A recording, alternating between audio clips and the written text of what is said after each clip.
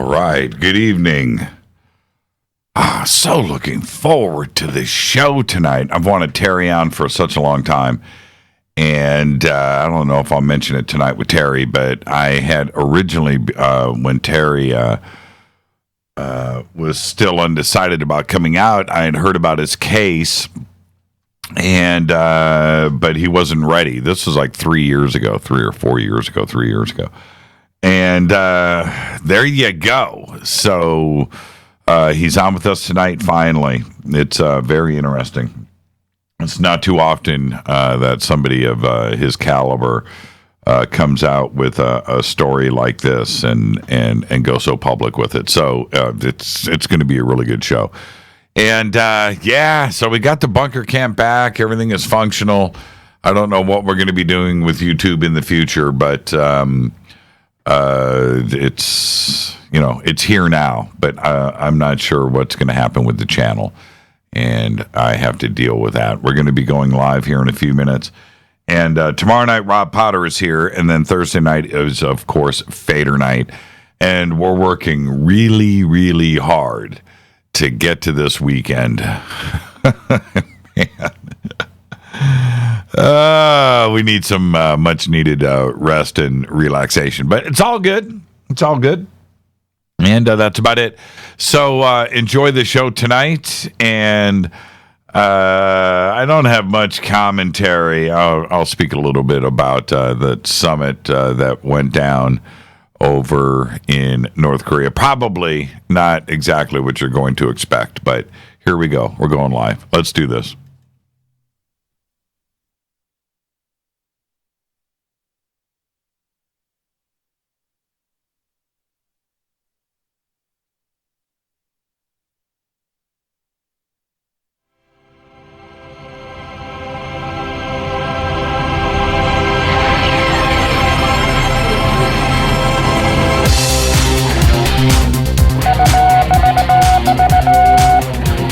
Radio for the masses. Headline edition, July 8, 1947.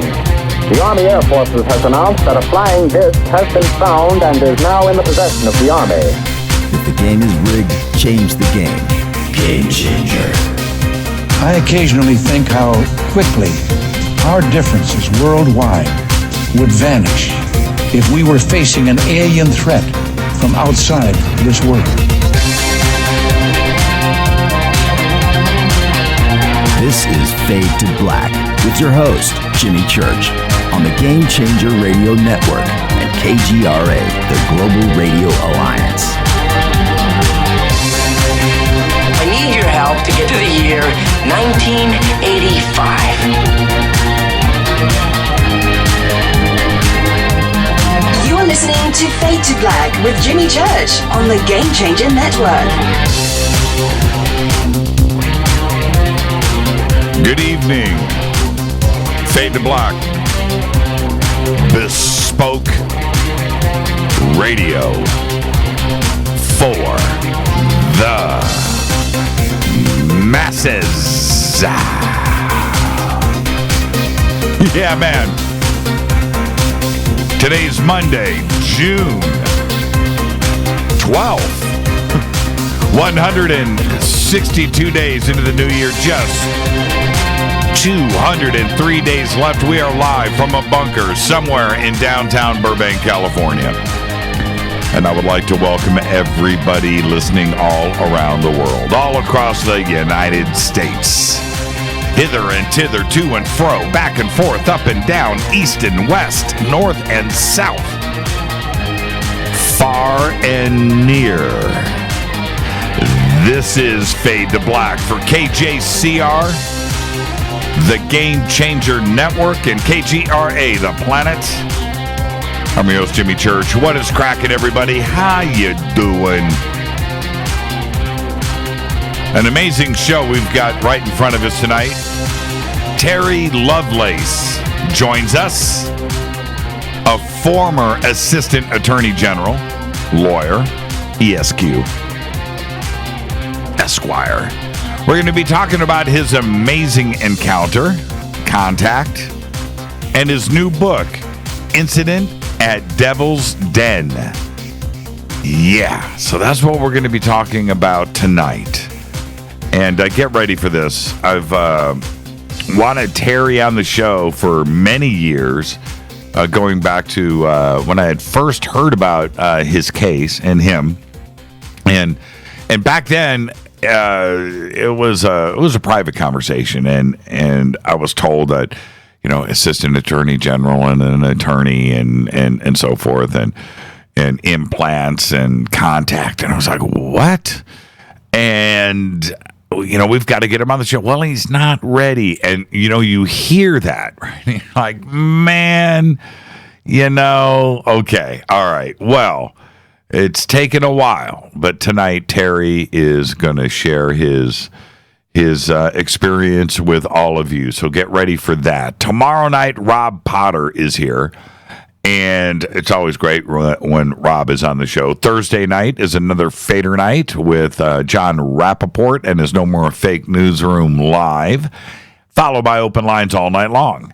Okay, now let's get everything out of the way. Onstellar is just absolutely amazing.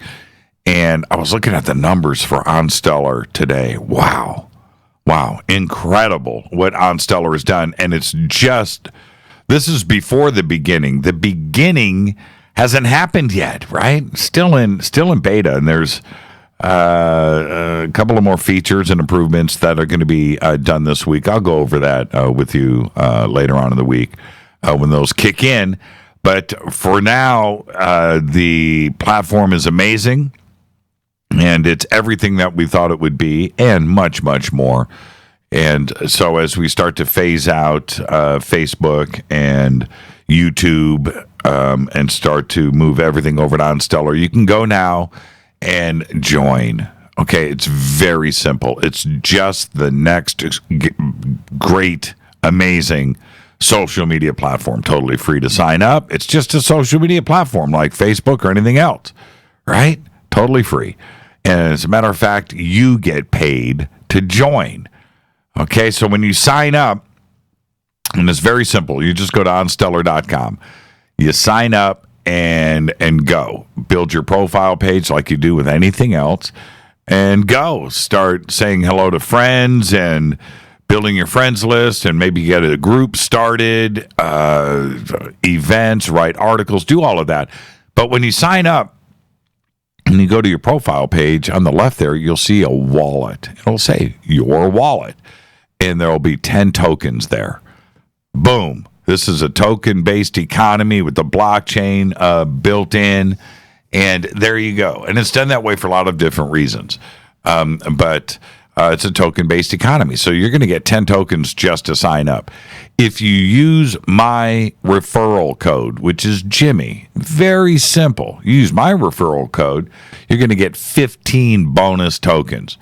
And you're going to go over and you're going to look, and you're going to have 25 of those tokens, Onstellar tokens, in your wallet.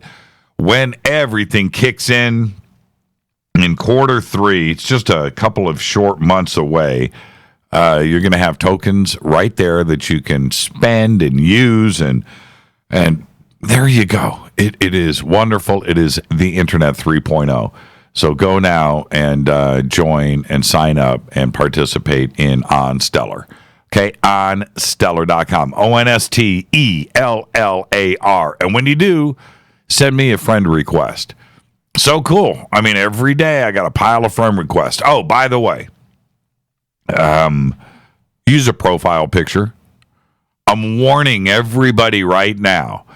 I have got, over at Onstellar right now, somewhere in the neighborhood of 500 pending friend requests that I haven't accepted. You know why? No profile picture. No profile picture. No confirmation from me. Okay? And so I go and I'm reviewing it all the time, and people will add their profile picture, and then I accept their friend request. So do it. Don't hide. Be proud of who you are. Put up your profile picture. Okay? I want to see who you are. I do. I really do. I want to see who you are. So do the profile picture. And look, yeah, thank you, Mark. Mark this is the infamous Onstellar placeholder pick. This is who you are to me. I'm tweeting it now. This is who you are to me on Onstellar without your profile pic. And I'm going to write that right here. This is who you are to me at Onstellar without your profile pic. There you go. See, and that's it. So I've got 500 of these staring at me in the face. I've accidentally accepted a couple. So if you slip through the cracks just because I was just clicking away, congratulations. But put up a profile pic. Do it. So many people over at Onstellar right now. It is just so cool. So Onstellar, you can still, of course, Twitter's not going to go away until something funky happens there. But you can follow me on Twitter at JChurchRadio. That is simple. Don't worry about Facebook. We update it once in a while, and we'll continue to do that until we make the complete transition. I don't know what to do about YouTube right now. That is just darkness that I just never thought I would see. Man. But over at Onstellar, there will be soon video channels. That's right. Okay. All right, enough of the dark stuff. Let's get to the good stuff. The Sandbox on Twitter is hashtag F2B. Come and hang out with us over there. Okay, that is an amazing conversation station. We do 2,000, maybe 3,000 tweets a night. And so come over and hang out with us there, hashtag F2B. We have 2 chat rooms, one over at Spreaker and one over at KGRA, The Planet. So you can hang out there if chatting is the way that you want to go. And it's so funny. Every time I say that, I think about it, and then I just go over and go, good evening, everyone. See, I do it in real time. And they know because they're listening to the show and they see that come in. They're like, yeah, man, church is legit. Church is legit.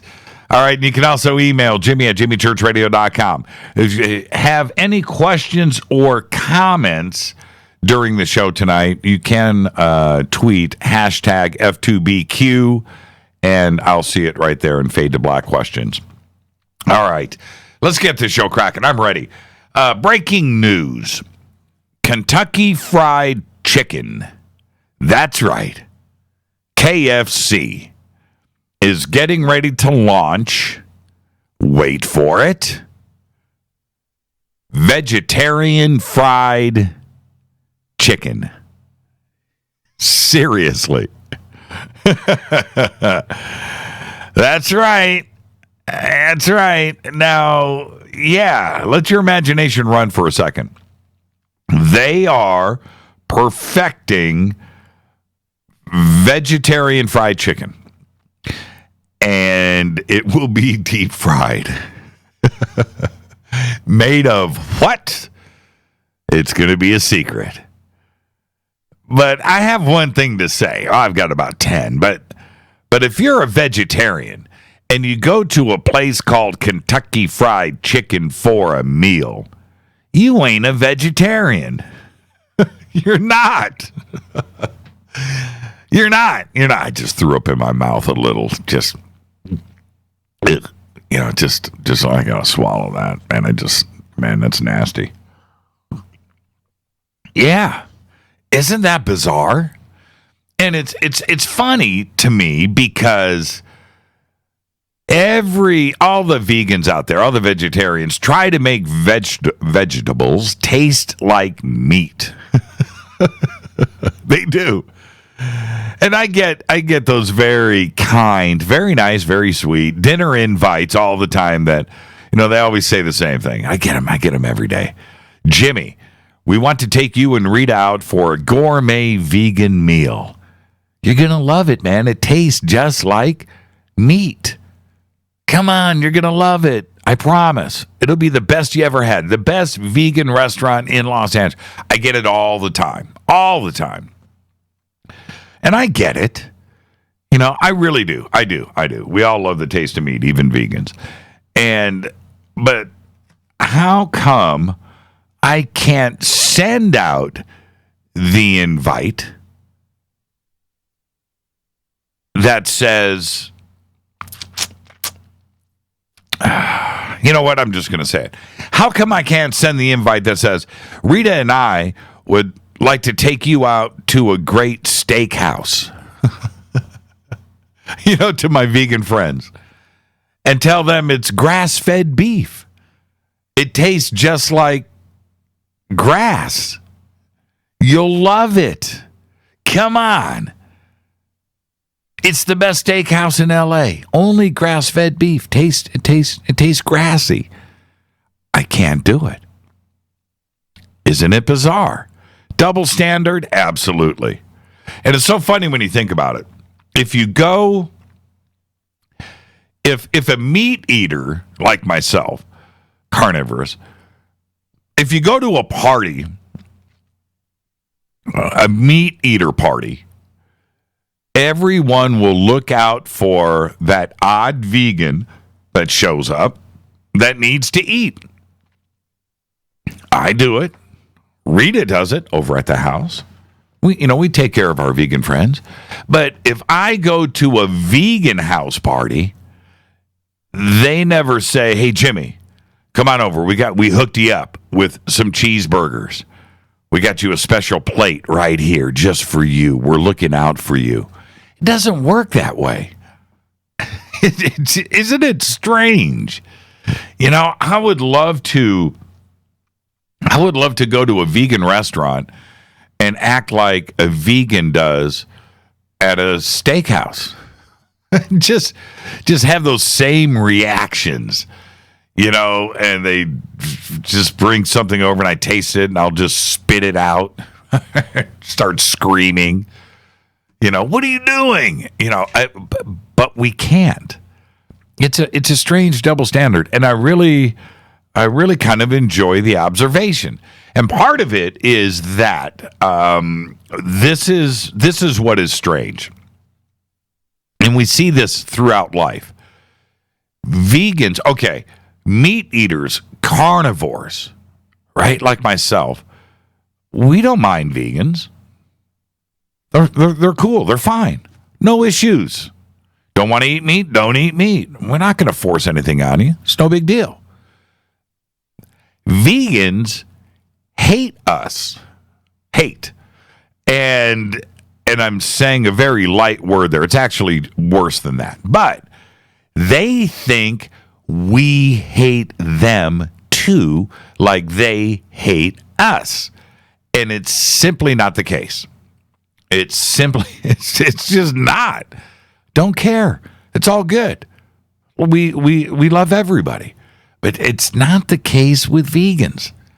You know, and it's just a strange thing. And the treatment that carnivores get from vegans, you know, I get all of it. I get how you became a vegan. I do. Watched a couple of videos, read a couple of books. You're an animal lover. I get all of that. You get emotional. Maybe you saw a documentary and you cried.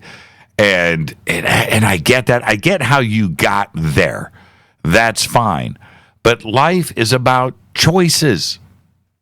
Life is about choices. And if somebody likes what they like, you don't hate them for it. If somebody likes to wear red pants and you can't stand the color red, that doesn't mean you hate that person, right? It's just life is choices. Life is, and that is what made this planet beautiful. And I say it all the time, that God made vanilla and chocolate ice cream for a reason. For a reason. So we can have choices. Jimmy, why are you poking the vegan bear? See, exactly. I'm not. I'm just speaking the truth. I'm not poking the vegan bear. I'm speaking the truth. Everything that I just said right now is 100% true. Any vegan will tell you that, and any carnivore will tell you that. It's just the way that it is. And I wish it would be different. Let's just all get along together. You know, it's really funny. So now, you know what? I'm not going to go there anymore. I don't want to bring in personal stuff, but it's just the way that it is. You know, and this beautiful planet of ours is populated by just people that are different. That's it. It's people that are different. And that's all. So can't we all get along? The reason why all of us are here, the reason why all of us are on this thing called Fade to Black right now, is that it's not about what's on the outside, and it's not about what you like or don't like. It's about what's on your inside. And inside you went through something personal, something emotional is what brings you here and is what unites all of us. And that's what I'm interested in. I'm not interested in anybody's diet, habits, likes, or anything like that. It doesn't come into play for me. And it shouldn't come into play for anybody else. You know, it's what's on the inside. Why are we here? You know, and that's what I'm so interested in. You know, sharing stories and experiences and what brought us here. So there you go. That's my take on it. That's my take. All right. It is funny though, isn't it? Isn't it? You know what? One day, let's fire up some video and let's go to a vegan restaurant.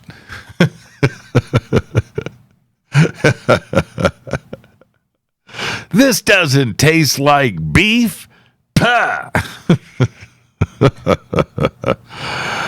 Our next event coming up will be Disclosure Fest, put on by Disclosure Fest in the California State Parks, the Mass Meditation Initiative. It'll be downtown Los Angeles at the Los Angeles State Historic Park, 35 acres, beautiful. Go, it's a free event, totally free. All you have to do is go to disclosurefest.org and register, and you will get your free tickets. It's that simple. 35 acres, vendors, presenters, speakers, film fest, 35 acres, gorgeous, downtown, unbelievable backdrop of Chinatown and the downtown Los Angeles skyline right there. It is incredible. Full day, Saturday, June 23rd. We're going to see all of you there. Do not miss Disclosure Fest. Okay? Now, right after that is our Soul Tech Gathering at ECETI Ranch, and it's going down this August 9th through the 12th. Just go to soultechgathering.com. An amazing list of teachers and presenters are going to be there. Corey Good's going to be my special guest. We've got James Gilliland, Jason Quitt, Matthew Ryan, Michaela Sheldon, Teresa Yanaris, Holly Marie, Mary Gabrielle, John Lund, Dana Harvey, Laura Cantu, and and Billy Carson, and others too as well. You're not going to want to miss this. And on Sunday night, we're going to have food trucks there that are going to come in. We're going to throw a party on the Field of Dreams. We're going to have a lot of our musicians and friends, and we're going to set up, and we're going to do all of that right there on the Field of Dreams. So you're not going to want to miss this. We're going to do sky watches every night. Got off the phone today. Steve Murillo is going to be there with his wife, Pat. So that right there is the reason to go to Soul Tech, right? Okay, not me, not Gilliland, not Corey Good. Steve Murillo and his wife, Pat, are going to be hanging out. Also, Onstellar is going to be there too as well. Scott Leslie's going to be there, so you're going to want to come up and hang out. And they're coming up as sponsors, but they're also coming up as attendees. So it's going to be just the event of the summer. I can already see how this is shaping up and how excited we are for this amazing 4-day weekend for everybody. And then a week later, I'll be over at the Dimensions of Disclosure in Loveland, Colorado, August 17th through the 19th. And Corey Good's going to be there, David Wilcock, Emery Smith, Teresa Yanaris, Gerald O'Donnell, Jordan Sather, and 20 other speakers and presenters.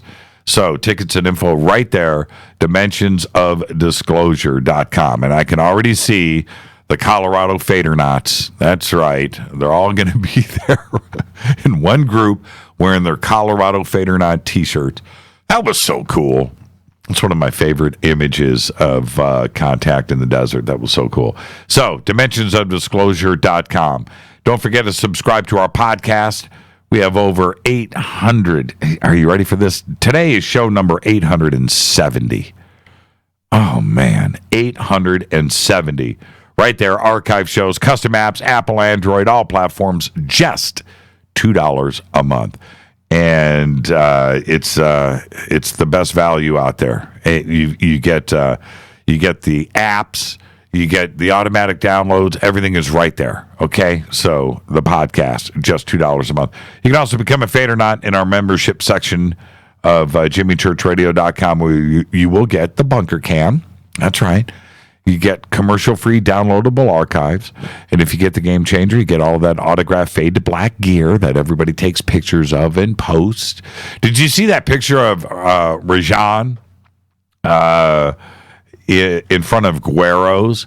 Where did that picture go? Somebody needs to post that picture of Rajan in front of Guero's in Austin, Texas.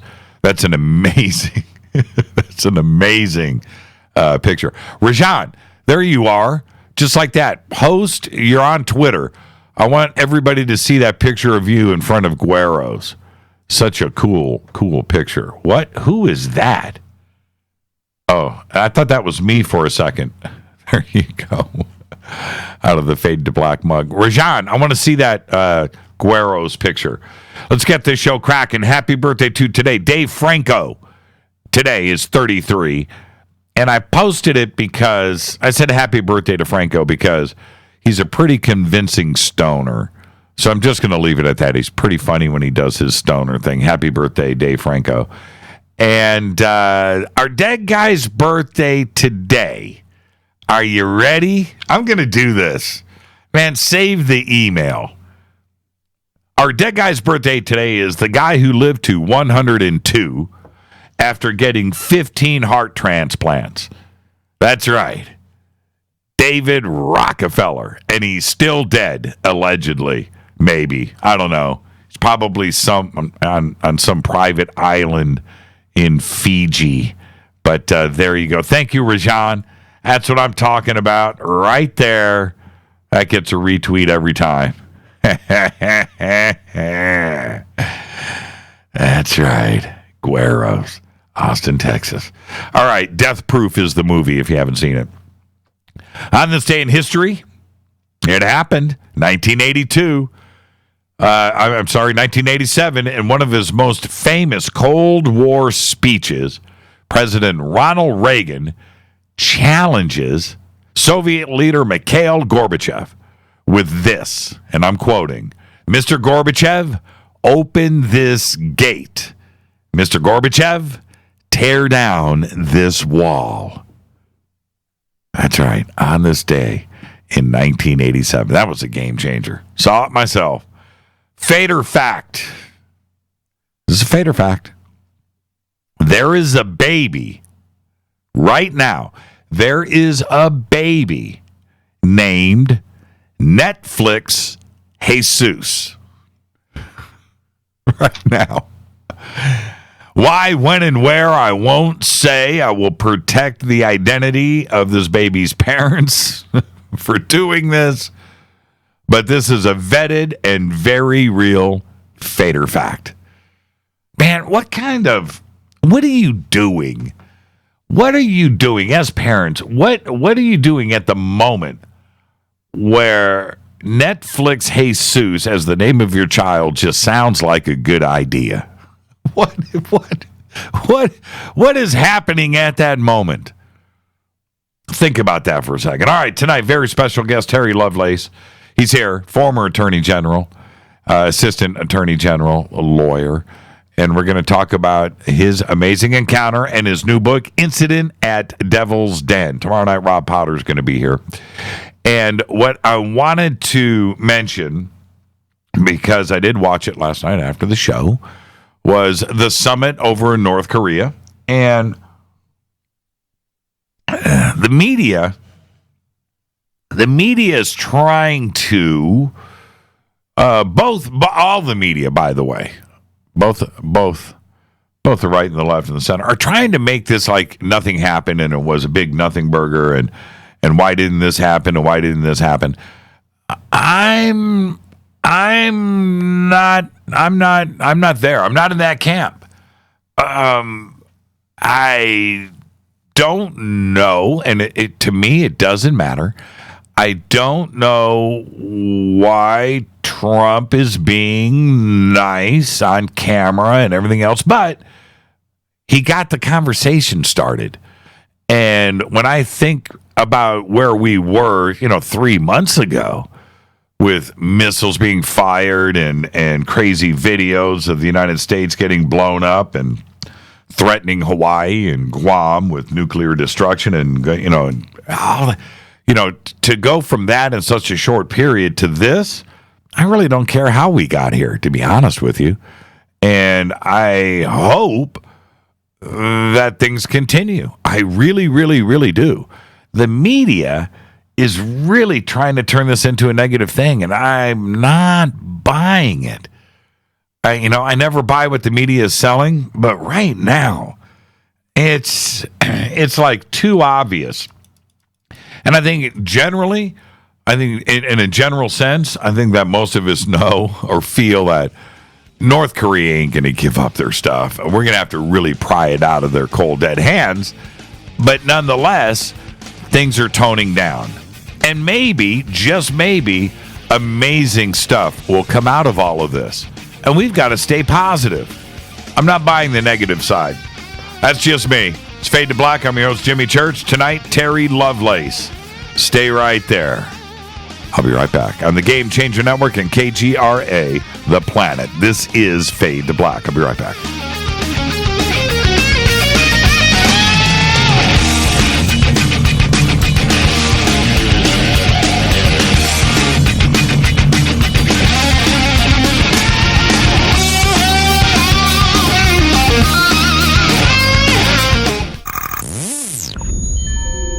You're listening to Jimmy Church, Fade to Black. Fade to Black will now pause for alien identification. The station that talks the net. KGRA Radio. When you take the beans from Central America with dashes of Indonesian and African mixed in and then roast it to the dark side of Fade to Black, you create the ultimate brew of fringe. Introducing the Fade to Black blend from Rivermoon Coffee. Yes, Rivermoon's darkest customized roast was created for the love of Fade to Black. The alchemy of masterful roasting and smoking the beans is in every sip of this full-bodied, dark Java. I need my coffee dark, deep, with distinct bittersweet chocolate highlights, just like the bunker. Leaning further into the darkness of the roast is Fade to Black blend from Rivermoon Coffee. Just click on the banner at jimmychurchradio.com and use the promo code F2BBLEND for 15% off of your order today. Go Beckley Teppy. What can I say about the most popular tea on the internet? And what do customers say about Life Change Tea at getthetea.com? A lot. But by federal law, we at getthetea.com cannot make claims to how this product can enhance your health. We cannot even post our testimonies without being in compliance. So how do we get past the hump? Try our products at getthetea.com and see for yourself. You can send us a testimony, but we just can't post it. Bummer. Our products are GMO-free and organic. We pride ourselves in being the best we can be, and we urge you to take charge of your health. We're 11 years strong, and many of our customers have shared their successes with friends and family. Protect your colon. Log on to getthetea.com. That's getthetea.com. Getthetea.com. Getthetea.com. 9 out of 10 geneticists agree. Fade to Black is not your father's radio show on the Game Changer Radio Network and KGRA, The Planet. Win big with KGRA this summer. Tickets and hotel accommodations to the biggest conferences, autographed books and DVDs, chances to win all-inclusive conference cruises, and private dinners with your favorite KGRA hosts. Click the contest tab at kgraradio.com for your chance to win big this summer. Your contact for the best alternative talk radio on the planet. kgraradio.com. Hi, this is Rob Reiner from Anvil, and you're listening to JimmyChurchRadio.com. What's up? I'm Chris. What up? This is Kyle Massey, and you're listening to Jimmy Church Radio.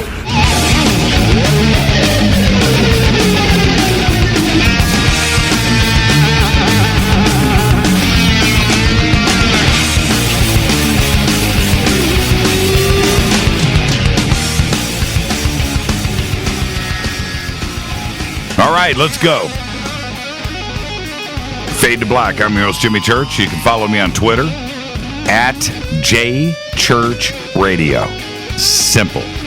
At JChurchRadio. Great week here on the show. And tonight, Terry Lovelace is here. Been waiting for this evening for a very long time. Author of Incident at Devil's Den. Terry is a lawyer, former Assistant Attorney General. Terry was active duty in the Air Force from 1973 to 1979 and trained as a medic and an EMT. His entire enlistment was spent at Whiteman Air Force Base in western Missouri.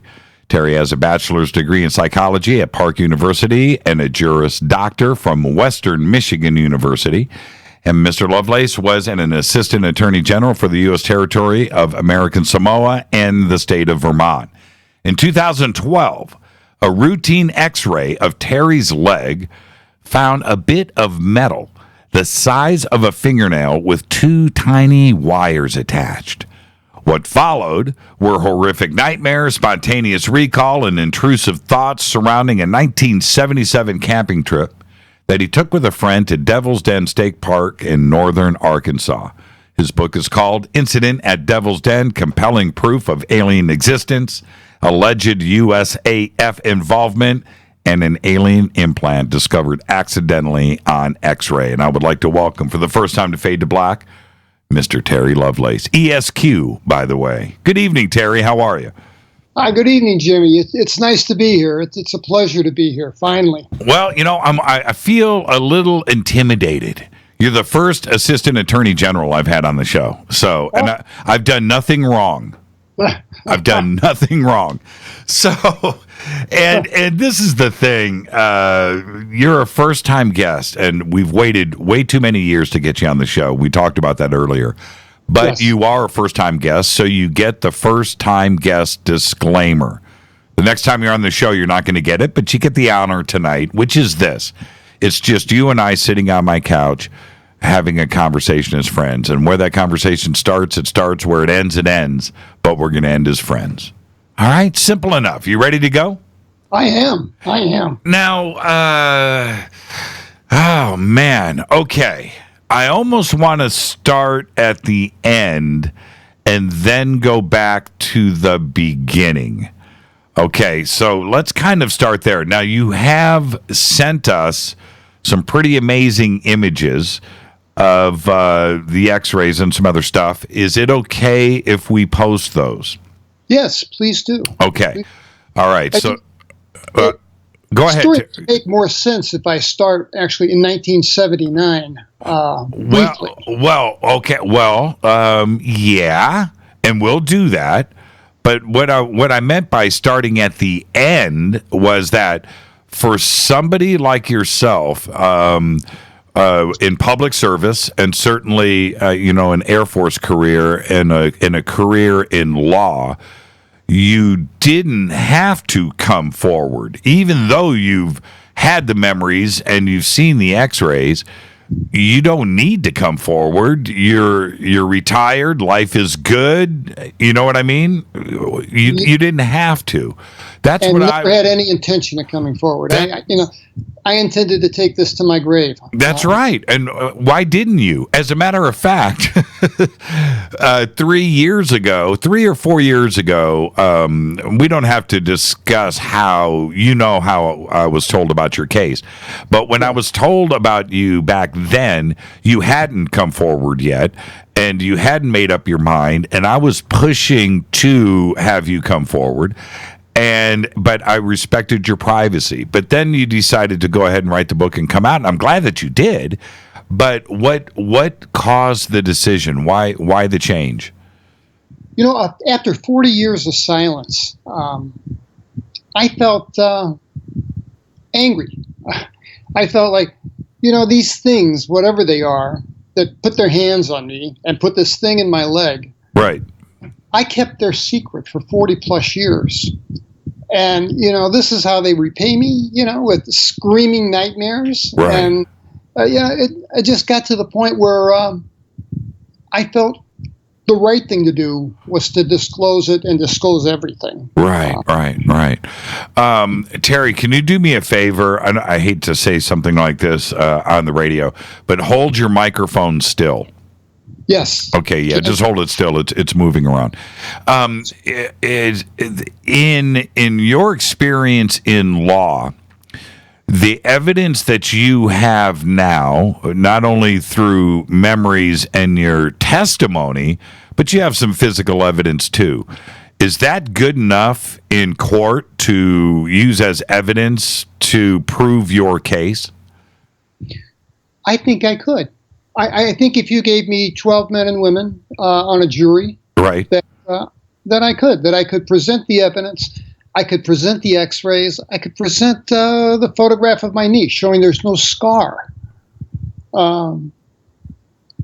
Yeah, I think I could do that. I'm confident I could do that, and I think I did that in the book. Yeah, there's no question about it. The evidence is overwhelming, and the book is a great read, by the way. It's really well written, and it's highly recommended. And we've got all the links up over at jimmychurchradio.com where to go and get the book. So that being said, I find that very interesting because I know that as a lawyer, you were a defense attorney too as well, but attorney general. Now you're you're on the opposite side, right? You're prosecuting. Yeah. And so you are presented with cases all the time that either have evidence that is strong enough or not, and you are telling people all the time, we don't have anything here. When you know that something has happened and but there's not enough there, or you're handed stuff that has got all the evidence in the world and you know that you're going to get your conviction or not, if you're a defense attorney. But you are presented this stuff all the time, and you feel that in your case, you've got everything that you would need. Perfect. Yeah, that's a great observation. I'll tell you, 2012 they discovered this thing, and for 2 years I was really in denial about it. I just could not come to grips with it. And what the tipping point was, and people ask, how can you remember all this in such detail?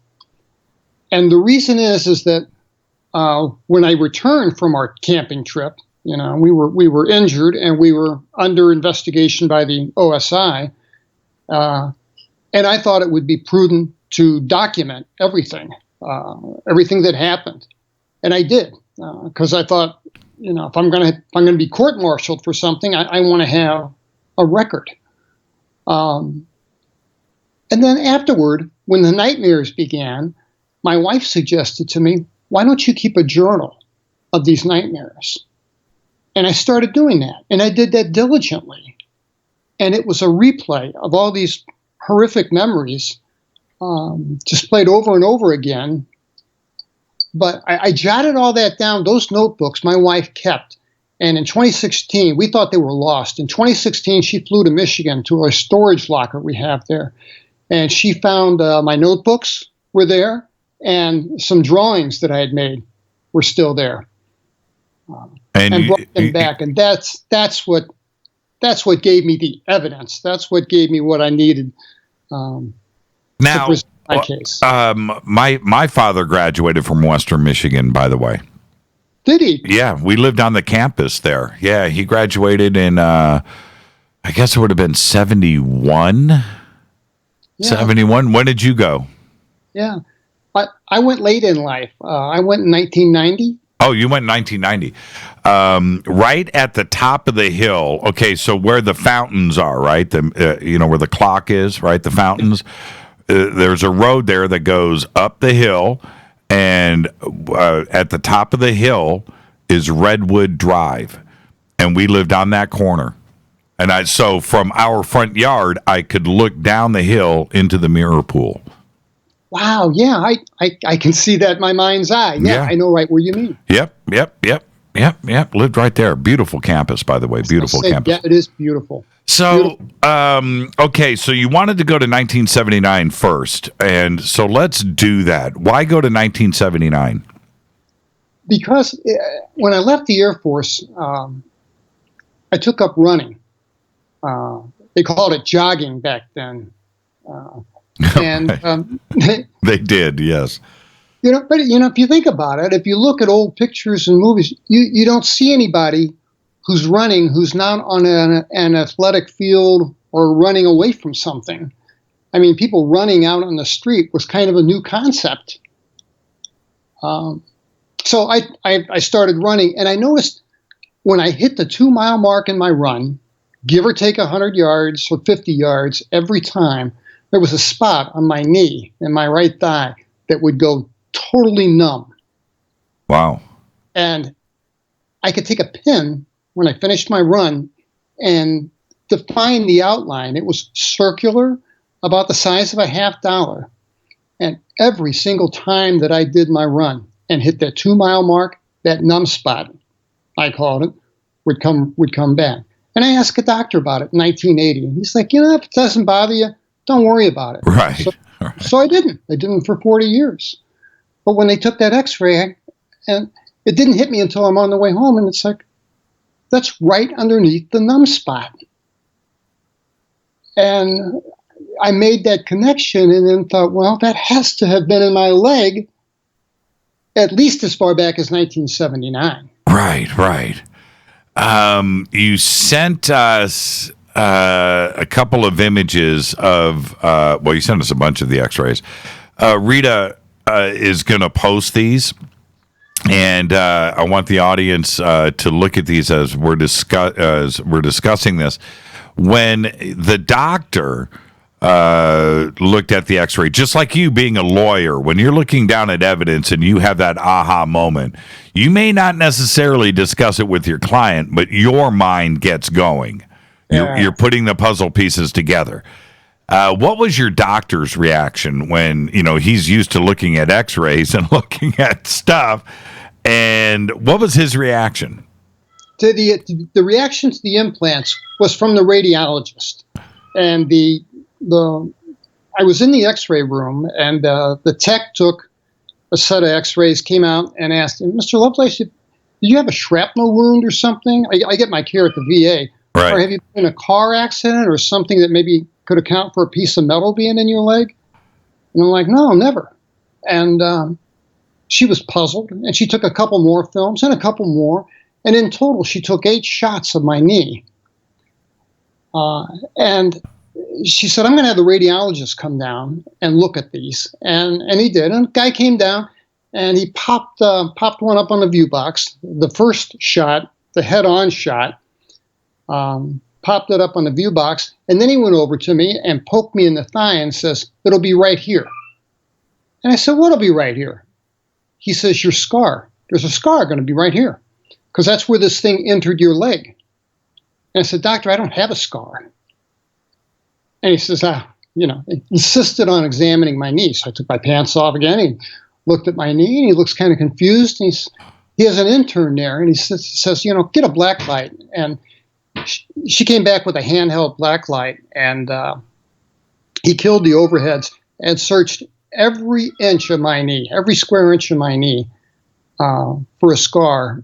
And there was none. There is none.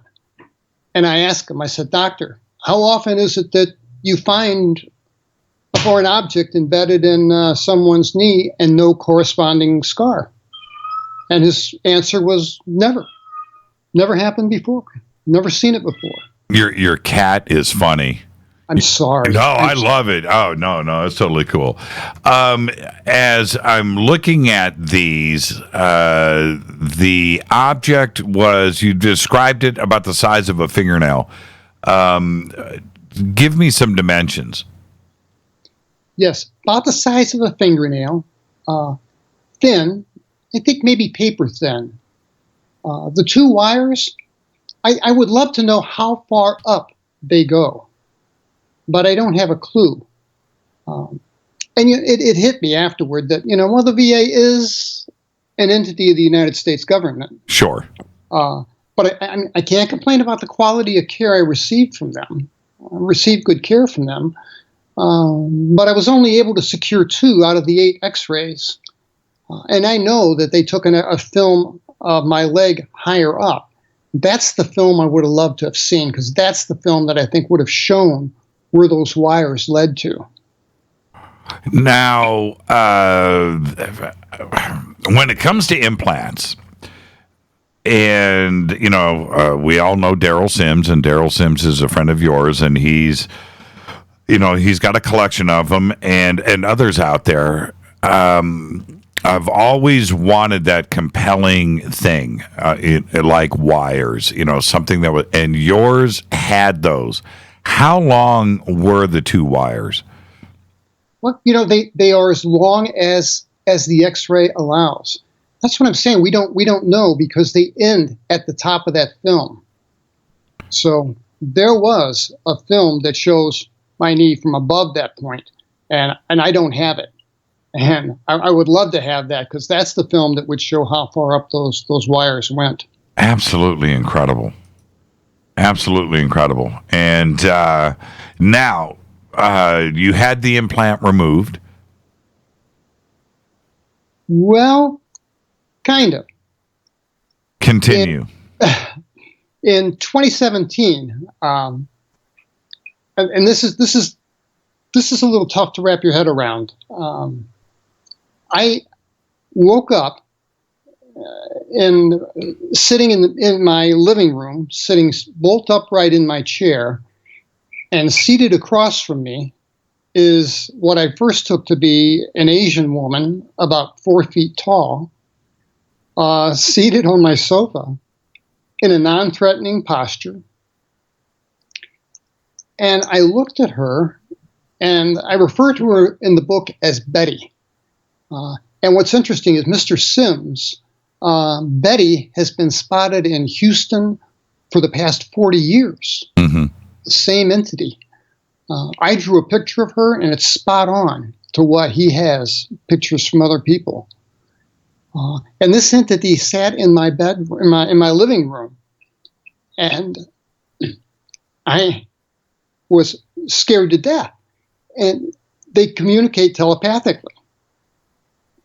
So my first thought was, my God, that wig looks ridiculous. That's you can't control your thoughts. And she fired back into my head immediately. I heard crystal clear, it's the same as the last time. And I asked, and I thought, the last time when?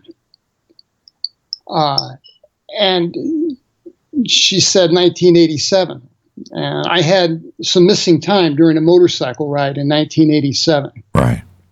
And I was scared to death, because I thought, am I going to be abducted again? Am I, I have to go through that torture again? And she immediately fired back and said, no, you're not going to be taken tonight. And I thought, I wish I could get a better look at her face. And as soon as I thought that, she took her glasses. She had oversized glasses on, and I could see her face, and her face was familiar. And I knew this woman, this entity. I knew her. And I believe that this is the same creature, entity, hybrid, whatever you want to call her, that I met as a child. And again in 1987. Now, I don't recall her being a part of the 1977 abduction. Right. And I have no memory of the 1987 event other than what she told me. But you knew her. I did. Yeah. I did. Yeah. Instant recognition. I find it very interesting and compelling that you are saying her. So when you say hybrid, but was there enough there that could she pass as human? Could she walk down the street? Yes. Yeah, very interesting. With a pair of oversized glasses, she would appear to be a middle-aged Asian woman. Right. Wow. Yeah, I think she could walk down the streets of Dallas and not draw a crowd. Yeah. Now, we're going to be headed towards a break, and when we come back, we're going to go back to 1977. We're going to talk about Devil's Den, and we're going to go through all of those situations that you went through. We're going to do that in just a second, but I want to stay with her before the break. Yes. Were you scared, or were you comfortable? I was terrified at first, and then I felt this calm wash over me. Right. And I had experienced that before. I had experienced that back in 1977, whenever we first saw this thing in the sky, and I'll get to that. But I had this feeling of calm wash over me. And my wife is asleep in a bedroom just down the hall. And I think I could yell for her. And I thought, no, they got that handled too. Right, so, they do. Right, yeah, absolutely. So, was she there for the implant? She was there to ask me not to write the book and to talk publicly. And I said, what in the world, who am I? What makes my story any different from anybody else? There are 100 books out there of people that have experienced the same thing that I've experienced. And she said to me that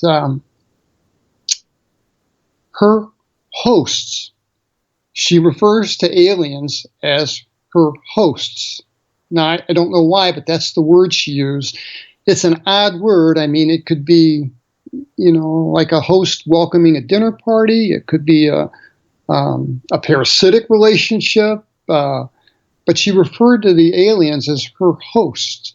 And she said, if you write this book and continue to speak, they're going to come back and retrieve these things from your legs. And I said, legs? I had no idea. I had one in my left leg. And I thought, when you communicate telepathically, you cannot control your thought. Nope. And before I can finish a thought, she would answer me. It was amazing. You say amazing. I say creepy. I mean, because you're naked, right? That's it. You can't control your thoughts, and whatever's going to go through your mind, everybody knows. And, I asked her that. I addressed that issue of privacy. I said, I'm not used to having my thoughts open. Right. And she said, just try, Terry. You can keep them private if you try. Now, I think she said that just to placate me. Yeah. If everybody had telepathy, could you imagine going into a restaurant, how noisy that would be? Right. You know what I mean? Or a rock concert. The shopping mall, some crowded area, or work. I don't know. So there must be a way to block it out, I guess. But yes, you would ask. I was going to say about the implants. I had the thought about the implants. I said, these things in my leg. My God, the thought crossed my mind. How many people have you put these things in? And her answer just blew me away. She said, many thousands over 3 generations. Many thousands over, at least, well, that's a big number, but she could have said everybody, right? She could have said everybody. Let's take a break right here, Terry. And when we come back, We're going to go back to 1977. We're going to start there. Why Devil's Den? And Devil's Den, there's been a lot of things going on up there over the years, too, as well. We'll address all of that. Our guest tonight, Terry Lovelace. We're discussing his book, Incident at Devil's Den, Compelling Proof of Alien Existence. This is Fade to Black. I'm your host, Jimmy Church, on the Game Changer Network and KGRA, The Planet. Stay with us.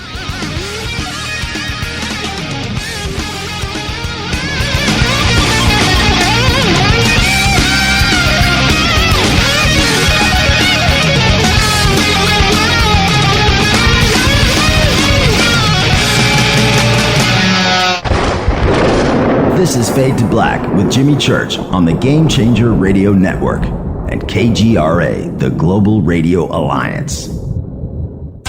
This is KGRA Digital Broadcasting Station, Salt Lake City, Utah, Van Buren, Arkansas.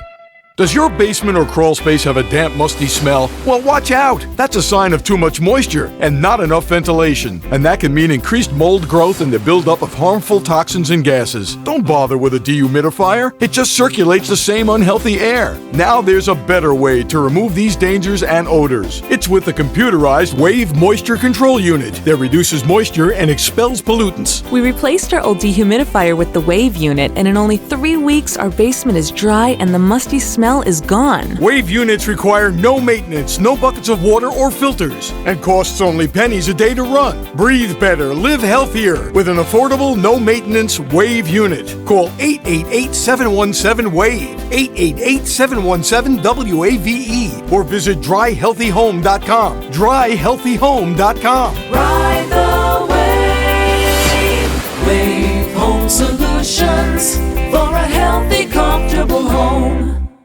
Hello, I'm Katie, and you're listening to my main man, Jimmy Church, on jimmychurchradio.com.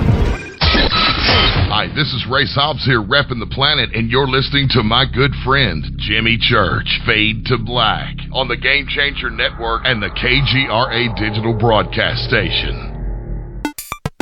This is Toby Kebbell. You're listening to jimmychurchradio.com. Don't hurt me, Jimmy. I'm only little. Hey, I'm Adrian Grenier, and this is Ari Gold. We're the Honey Brothers. We are of the Honey Brothers. Hey, I'm Adrian Grenier, and I'm Ari Gold. We're the Honey Brothers, and you're listening to Jimmy Church. The Revolution. Ancient Life Oil. Life-changing. The real oil. CBD is truly ancient life oil from the source. This oil has no psychoactive effect and is also legal in all 50 states. When you're healthy, you're happy. The truth about this wonderful plant is that it wants to give back to mankind life, longevity, and happiness. Ancient Life Oil are golden grade, all organic, non-GMO, and infused with high-quality liquid coconut oil. It's simple. Just go to ancientlifeoil.com today. That's ancientlifeoil.com. The best, purest, organic, and non-GMO CBD in the world. Go Beckley Tappy. The statements made regarding these products have not been evaluated by the Food and Drug Administration. These products are not intended to diagnose, treat, cure, or prevent any disease. Please consult your healthcare professional about potential interactions or other possible complications before using any product. This is Micah Hanks of the Gralien Report, and you're listening to Jimmy Church on Fade to Black, across the globe on the Game Changer Radio Network and the one and only KGRA Radio, The Planet.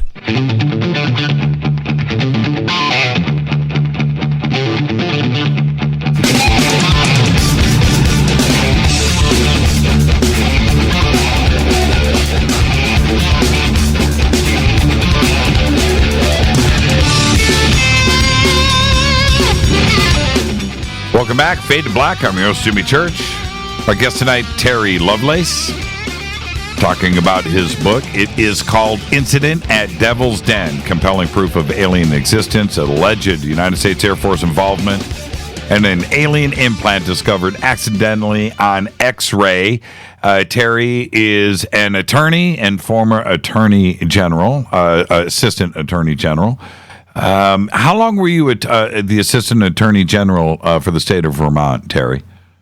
For about 5 years. 5 years, but that's a pretty intense gig. You know, I don't know how much action goes down in Vermont, but nonetheless. Yeah, it was. And, I had an opportunity to retire early, and I had some heart problems, and I thought, I'm going to do this. I'm going to retire. And it was the right decision. I watch the TV show Billions, right? It's pretty cool. And they had the season finale last night. But it's all about the AG, the assistant AG, the Southern District, Manhattan, right? And I got to tell you, that's about as an intense of a gig as anyone could encounter, at the federal level like that. Lots of pressure. And for you, if another assistant AG came in and said to you a story similar to yours, what would you think? I mean, this person is crazy, or did you have an open mind and you would sit down and listen to somebody with an experience like this? I wouldn't believe a word of it. Yeah, I throw them out of my office. Right. This hadn't happened to me.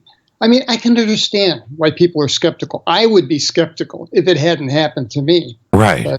But it did. Now, why Devil's Den? Let's go back to 1977. How old were you in 77? I was 22 years old. In the Air Force? Yes. You were in the Air Force. And why did you guys pick Devil's Den? At the time, I was working with... I was working in the emergency room with a good friend of mine. We worked the night shift for 3.5 years or so, driving an ambulance together. And we were a team. And over the time we worked together, we became friends and socialized. I referred to him as Tobias in the book. Right. And we became, good friends. We socialized, barbecued, played cards. His wife knew my wife, etc. And one day he came to me in the spring of 77 and said, "Hey, man, I got an idea. Let's go camping."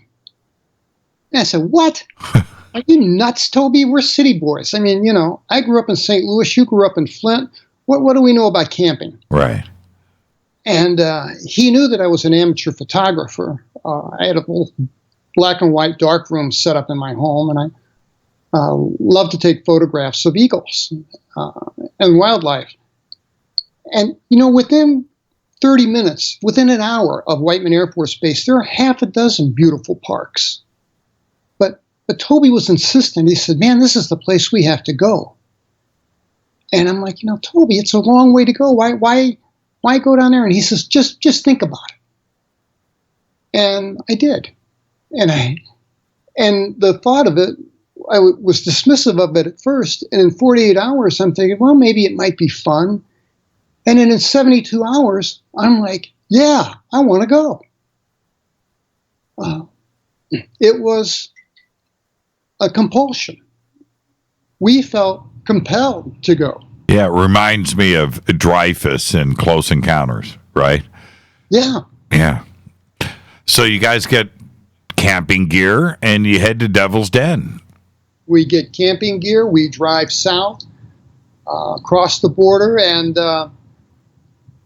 there's a campground. And Toby's like, we don't want to stay in a campground. I'm like, well, isn't that what we're supposed to do? He said, no. He says, let's have a wilderness adventure. Now, here we are. We've never been camping in our life. And he's talking about a wilderness adventure, and I'm all for it. And he's like, let's find a nice place with some high ground, with nobody around us. You can photograph eagles. He was an amateur astronomer. Toby was just fixated. He lived to watch the night sky. And he said, I can star watch. You can take some photographs, and, who knows? Maybe we'll enjoy it. We'll bring our wives for the next trip. And Toby just sold me on the idea. And like I say, it became an obsession to go. So we got there. We drove down and got there. And we skirted the park rangers. We stopped by the visitor center so Toby could snag a little map of the park. But he almost didn't need it. It was like he knew where to go. I mean, in retrospect, looking back at it after a year or two, it was an odd series of events, but he knew where to go. I swear to God. And we went to a park. We went to a part of the park where the road degraded from pavement to gravel to just ruts, and then to a chain across the road. And Toby hopped out, and the chain had just locked on a link draped around the other post. So he just lifted it up, dropped it, and we drove on through. And boy, we felt terrific. I mean, we felt on top of the world. And Toby made a note. He took a bank envelope and a pencil and kept a map of where we were going, which we didn't know how valuable that would be in just a little while. But he was always the navigator. When we drove an ambulance, I have no sense of direction. His sense of direction was unerring. And he led us up to, we were going on a steep grade upward, and we crested the top of this hill, and here is this, I call it a meadow, and there were late blooming wildflowers and grass, and it was just beautiful. And it was an ideal place to probably photograph eagles and scenery. It was gorgeous. And I told Toby, I said, this is great. I wanted to set up camp right in the middle of the meadow. And he's like, no, we can't do that. Don't do it. Set up over here by the edge of the tree line. And we argued about it. He was insistent. And that would be, the reason for that would come out. So later, we, instead of staying in the middle, we stayed back along the tree line. And we went, Toby wanted to set up camp right away. And I said, no, I want to take a hike. I want to stretch my legs a little bit.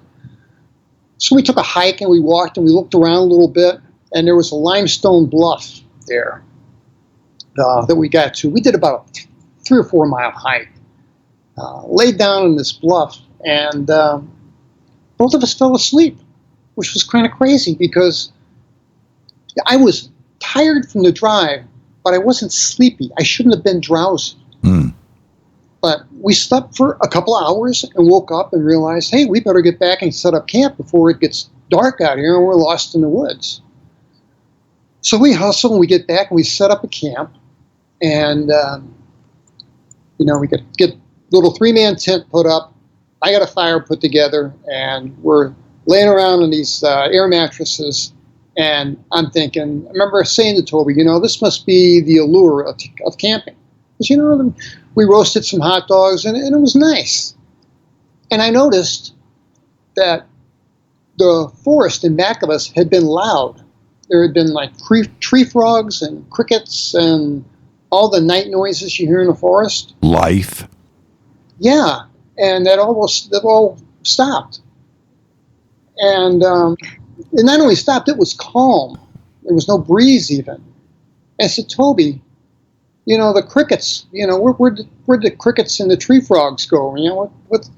And he's like, nah, don't worry about it. He says, look, we're laughing and cutting up. He says, just give them a while. They'll be back. They'll come back. But it left me uneasy. And we changed the subject, and we're just chatting. And Toby jerks his head to the left, and he's staring at something. And he asked me, he says, hey, were those there before? And I'm like, what are you talking about? And he points to the western sky, low on the horizon, and there are 3 stars in a perfect little triangle. And they're all the same brightness. They are just about as bright as the North Star. But they're sitting low on the horizon where it could have been, and we were debating, were these couldn't be aircraft lights. We knew a little about aircraft. Nothing in that configuration. And while we're debating this, it moves. And it turns like it's on an axis and does about a 3/4 turn. And we are like, whoa, we're awestruck. So it spins from the center. All 3 just rotate. Rotate in unison. Wow. And then it started to climb. And I said, Toby, if this is 3 independent lights, somebody has choreographed this beautifully. This has to be a single object. And he agreed with me, and we watched it. And as it went up in the sky, the higher it got, the bigger it got. And the 3 points of light just expanded, and it grew. The stars all remained equidistant to one another, but it got bigger. And Toby noticed that inside the triangle was much darker. It was jet black. Yeah, you talk about that in the book, that as it appeared to be solid. You thought it was 3 independent lights or whatever, but now it's passing in front of stars and it's blocking out the stars. So now you realize that this is a solid object. Exactly. And this is the point where I went from feeling uneasy about the silence to calm. And I felt this calm wash over me. And I remember I asked Toby, I said, Toby, are you afraid? And he's like, no, man, I'm not afraid. Are you afraid? And I'm like, no, I'm cool. Everything's good. And I'm like, Toby, you're the astronomer. What is that thing? And he never answered me. And it got bigger and bigger. And Jimmy, it was enormous. I did a drawing to scale, tried to do it to scale. This thing, it was parked about 3,000 feet, I'm guessing, overhead. And I would guess that each leg of the triangle was a city block in length. And it was easily 5 stories tall. And on each point, there was a light panel that ran from the bottom to the top. And there were lights. That's where and I remember these lights would run up and down that light bar. And I remember thinking, that's what must give the illusion of a star twinkling when it's up high in the sky. Mm. But we're sitting there on these air mattresses. It's 3,000 feet over our heads, and we are almost to the point of disinterested. We are absolutely near apathetic. And we're laying there and just watching this thing. And Toby has the flashlight in his hand. And he said something like, I'm going to signal this thing. And I was going to grab it from his hand, but I wasn't quick enough. And he turned it on a couple times and shined it right in the middle of this thing. And as soon as he did, from the center of this triangle came a beam of light. And it just appeared like someone flipped a switch. And it was a visible beam of light. When I say visible, I mean like a high power searchlight cutting through fog. Right, you could see the beam. Right. That's the way this was, and it was about the diameter of a softball. And it just flipped on, and it landed square in the middle of our now almost dead campfire. Holy crap! And we should have been, we should have been hysterical. And I think I said something like, "That's pretty cool." Now you and Toby are in the bleeping Air Force. You guys know what we have, or you're supposed to. What did you guys discuss this at that point? The famous us or them, conversation. What is this? No. Didn't do it. No. And now I'm looking at one of your drawings and of this craft, and we've got it posted, and it's a great drawing, great recall. I have a couple of questions. On each one of the panels on the sides, it looks like everything is in a triangle shape, right? It's not a triangle shape. What's the word I'm trying to? It's a parallelogram, but it's not. Is that the way it was represented? The grid, the squares, it's smaller on one side and bigger on the. So that's the way it was shaped. That's the way it was shaped. I tried to draw that to scale. The lights and the craft is smaller on either end because it is farther away. Right. But you understand what I'm saying. That was the shape of this this area on the side. I'm at a loss for words trying to describe this, but it's not the same. You've got the sides are square. It's rectangular. The sides of the craft, but the inside area with the grid is smaller on one side and bigger on the other. So that it was shaped like that. Yes. Very interesting. Very, very, very interesting. And what do you think those were? I don't have a clue. Yeah, I don't have a clue. Yeah, looking. And I recall, now we didn't really get to look. This is before the thing came down and we could really see it. Right. Because we're looking at it, it's above the sky. It's up in the sky still. Right. And the light that came down and hit the campfire, right, lasted maybe a minute or two, and then it flipped off, and immediately in its place came this laser beam-like thing, ultra purplish, bluish.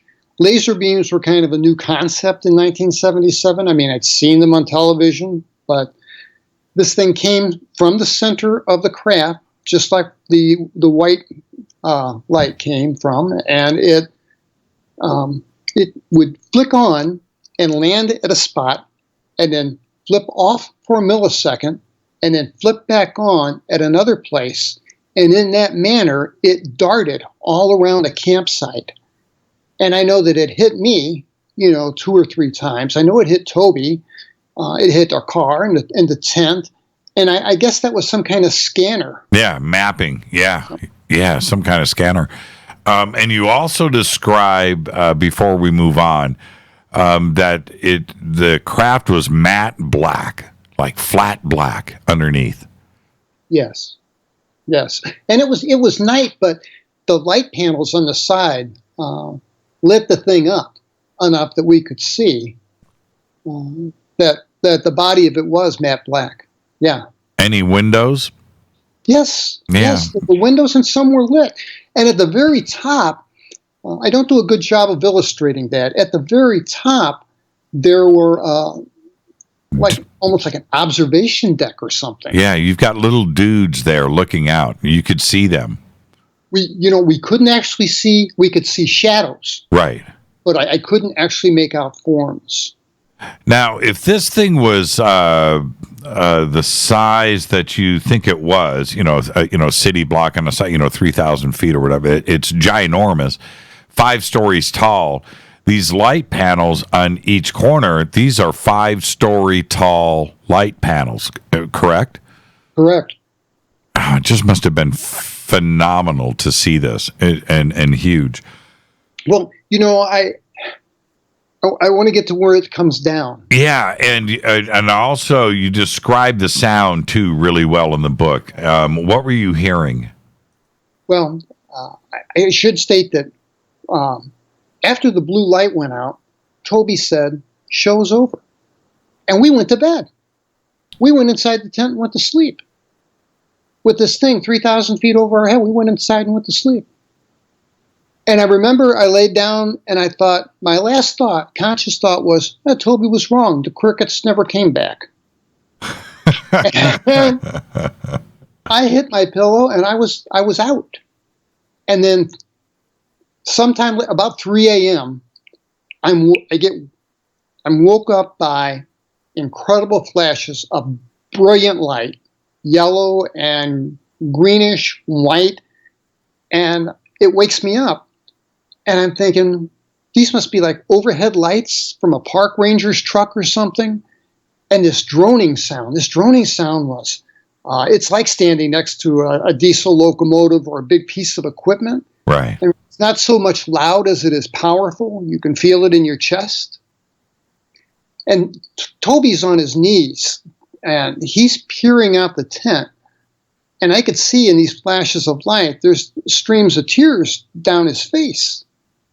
And I'm in a fog. I'm having trouble getting my wits about me. And I realize I'm in a lot of pain. And I'm like, Toby, what? And he shushed me, and I could hear rustling outside. And he whispered something to the effect of, "They're still out there." And I'm like, "Who is it, Toby? Park ranger? Who's out there?" And I got to my knees, and I nudged him over, and I pulled back a flap on my side of the tent, and I looked out, and the first thing I saw was what looked like about a dozen or maybe 15 little kids walking around this meadow. And I asked Toby, I said, "Toby, what the hell are these little kids doing out?" And he said, "Man, those ain't no little kids." And then it hit me. Then I was awake. Then all that fog was gone. All the apathy and disinterest was gone. And I was scared. I was terrified, out of my wits. It was unbelievable. Yeah, not cool. Not cool at all. Not cool at all. Where is Toby today? Toby is dead. Toby is dead. When did he pass? It's in 2014. I went and tried to find Toby, and I found that he was divorced, left the Air Force due to alcoholism, and had died in 1982.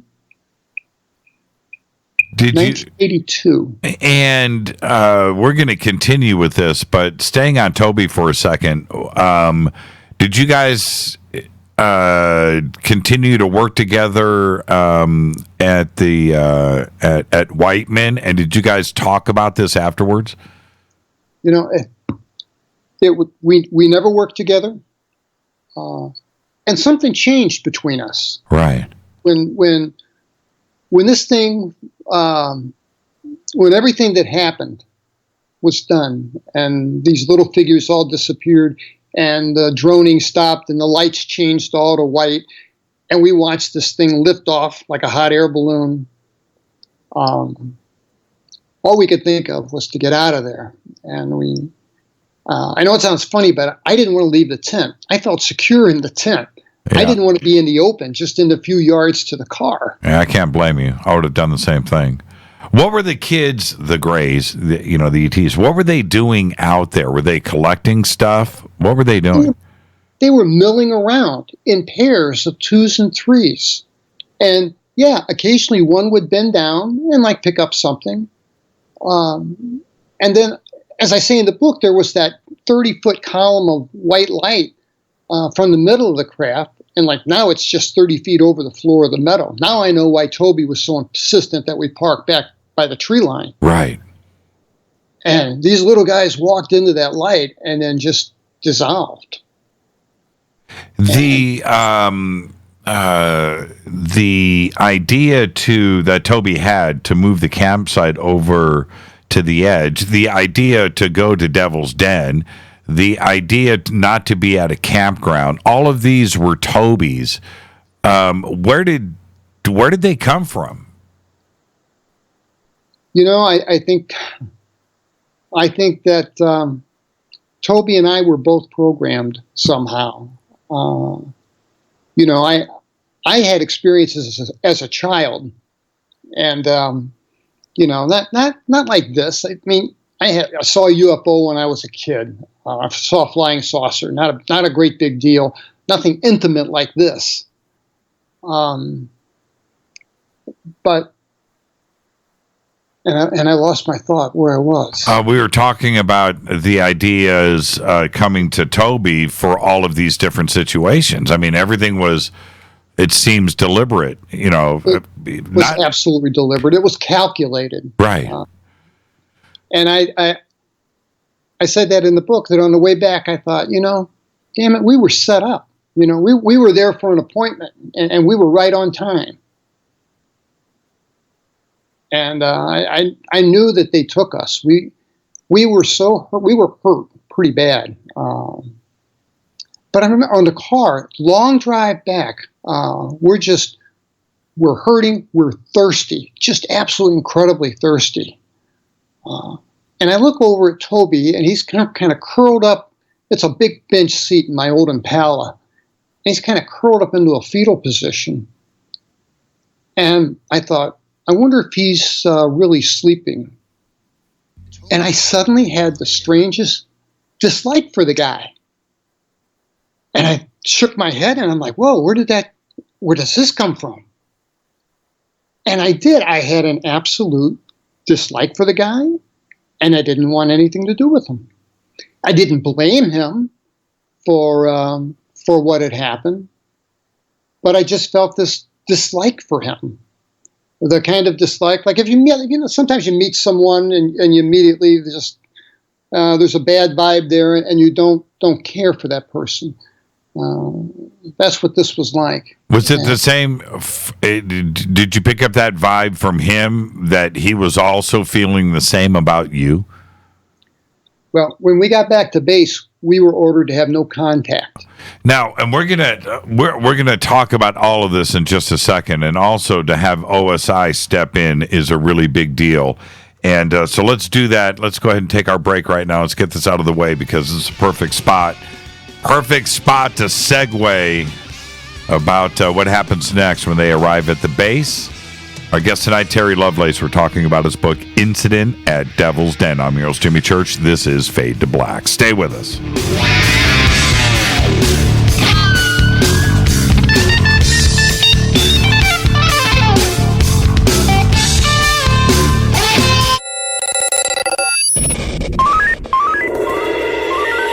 Way out here, we listen to Jimmy Church.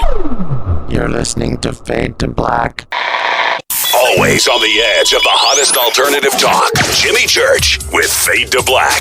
KGRARadio.com. ¿Qué tal, mis amigos? Yo soy Mario Carson, el tiburón, y los invito para que escuchen a mi buen amigo Jimmy Church Radio. ¡Claro que sí!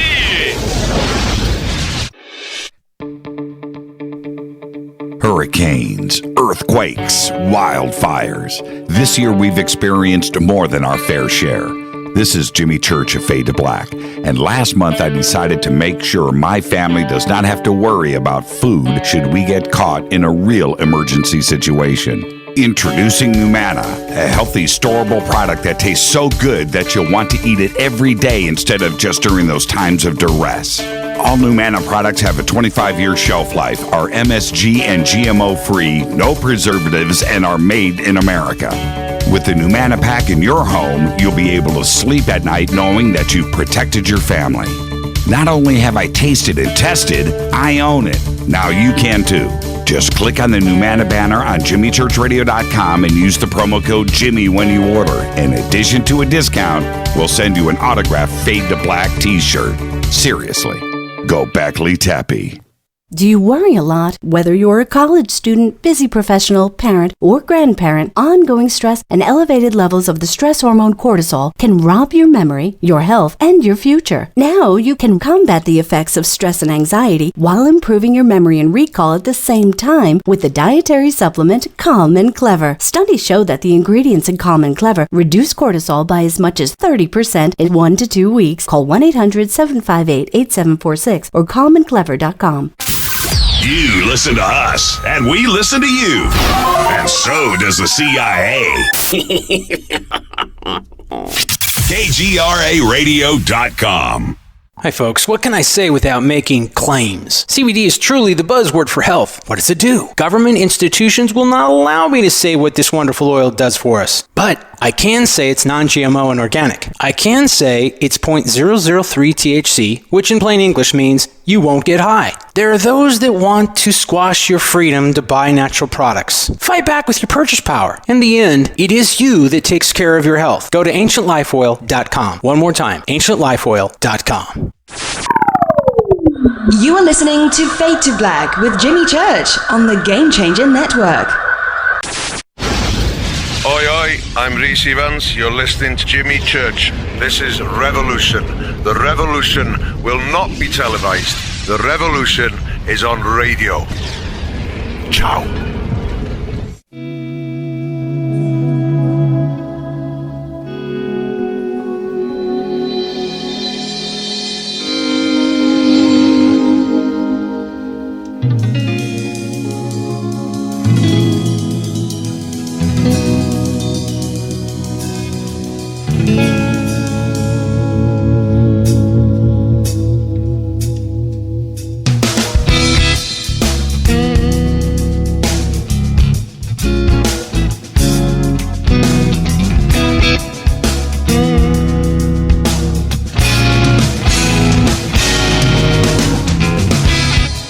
back. Fade to Black. I'm your host, Jimmy Church. Tonight, our guest is Terry Lovelace, and we're discussing his book, An Encounter, Incident at Devil's Den. And the links for the book are over at jimmychurchradio.com. And I do want to say to everybody that the details that Terry has are just incredible. The book is so well written. Tonight, we only have 2.5 hours to get all of this in, and you need to go back, and when you read the book and the details that are there, Terry, I'm very thankful that you did take notes, and your memory of everything is just incredible, and the detail in the book, it's just like you're right there, and we're leaving so much out, but that's the reason to go and get the book too. It's a really great read. But let's pick up where we left off. So you and Toby, okay. You and Toby are on your way back to Whiteman, but you said something earlier I want to just address really quick. You said when you came out and Toby was on his knees, he had the tears in his face, that you were in pain. What did you know at the time what the pain was from, and where was it? Was it just your entire body? It was just generalized body aches. I find out later that when I got home, my wife took my temperature. I had 104 temperature. So some of those body aches I could attribute to fever. But some of them I felt like I'd been beaten. Yeah, you were traumatized. You were traumatized. Oh my God. Yeah, totally. And plus, you're an EMT. You know, you're a medic. So you know that there's something going on. If you've got some kind of physical trauma, it's your job, right? Did you diagnose yourself? Well, kind of. Yeah. Yeah. We pulled into his first service station that we could find open. It was 1977. This was rural. There was nothing down there. Right. And I ran to the bathroom, and it was just a grungy faucet. I remember I put my hands under the faucet and I drank. I drank all I could hold. I couldn't get enough water. I was so dehydrated. And I splashed some water on my face. I stood up and I looked at myself in the mirror, and I couldn't believe it. I was beet red. I didn't blister, but it was like a terrible sunburn. And then I had my shirt up, and I realized I'm sunburned under my arms. Now, how does that happen? And I remember I thought, I would have had to have been a nude and like a chicken on a rotisserie in the sun. Right. I never took my shirt off during the whole thing. We use sunscreen. No, there's no reason for that. And photophobic. My eyes were so sensitive to light. And that and the thirst was just. But I think Toby was worse. Toby was worse off. His whole face was swollen and distorted, where my eyes were just puffy and swollen. At this point, were you cognizant? Did you remember everything that had just happened? Did you remember? Did you remember the craft? Did you remember the little guys out in the field? The beams of light? Did you remember all of that? No, not on a chronological order. It's hard to explain, but what it was flashes, mental flashes. And I would get a flash memory, and I would shake my head and say, no. And it was like, no, I don't want to think about that. I wanted to ask you before we get back to the car and head to the base.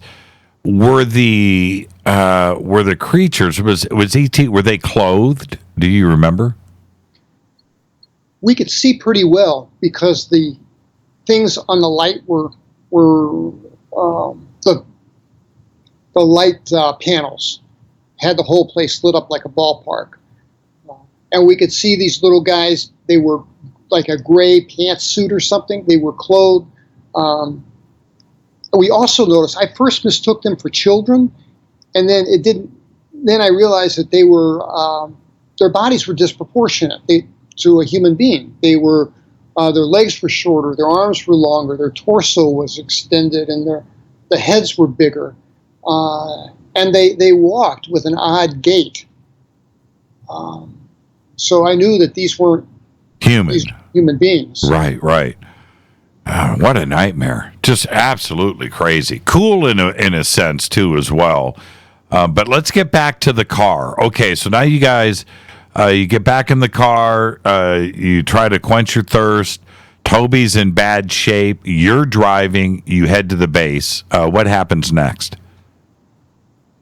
We get home, and I don't think for the entire drive back there were 2 words said between us. Now here's 2 people that just had this incredible experience, and you'd think we'd be comparing notes and saying, "Oh, what?" No, it wasn't like that at all. It was. I felt a distaste for the guy that I couldn't reconcile in my mind. And we didn't talk. There was no conversation on the way back. It was just awkward. And I remember I roused him. He was sleeping. I think he was asleep when we were about, and I told him, told ETA about 15 minutes, man. And he got up and he didn't say a word. And I dropped him off. We lived in base housing, in NCO housing. Right. I dropped him off. He got out of the car, and I think my parting words were, "See ya." I don't think he said anything, and he just, all he had was his flashlight. We left everything there. I had my wallet and my keys. We left our cooler. We left the tent. We left blankets. We left Toby's backpack, his camera, everything. We left at this site. All we wanted was to get distance from that metal. Did you take any pictures? Did Toby? Was there anything left on the cameras? Oh my God, the cameras. And this is worth telling because we're just not this inept. We were smart guys. Of course not. And part of our routine was we stocked an ambulance every day. That's right. You guys had routines. Stocking for this trip should have been a no-brainer. Right. And we made exhaustive lists, and we went through this exaggerated logistics. And I had my camera. I had different kinds of black and white films. I was reading Ansel Adams and looking at his photographs, and I had the film all put together. I had a new telephoto lens I wanted to try. I had a camp lantern I borrowed from someone and a hatchet. And we're 3 hours south, and I realized, Toby, I think I left that stuff in the kitchen. And then I'm like, punching the steering wheel. I'm like, no, this cannot be. And Toby's like, no, man, pull this thing over. You couldn't have done that. And I pulled the car over, and no, we didn't find it. It wasn't there. It was on my kitchen counter where I left it. The thought to use Toby's camera never crossed our minds. And I'm an amateur photographer at the time. I can't understand that. I wouldn't have been real thrilled about having a flash go off, but the thought of using the camera never crossed my mind. Yeah, that's crazy. And you guys just, the attention to detail and everything else, but you guys just left, hightailed it out of there, and everything was just left. And somebody came back and got that stuff. And we'll talk about that too as well. So so you get back, you drop Toby off, and you head home. What happens next? What did your wife say? I walk in the door, and my wife said, "Oh, hey, hon, you back early?" And she looked at me, and all she could say was, "Terry, what the hell?" And I sat down at the kitchen, and I said, "I need something to drink." And I remember she got me a tumbler of lemonade, and I just downed it. She kept filling it up. And she said, "What happened to you?" And I told her the truth. I don't know. And my memory's foggy again at this point. And I'm in so much pain. And she puts me in a tub of water, gets my fever down to 102, takes me to the hospital. And when we're at the hospital, I heard Toby's wife out in the hallway, so I knew Toby had to be there too. But I didn't know it at the time. We were listed as acutely ill. And I had the most intense physical examination of my life. They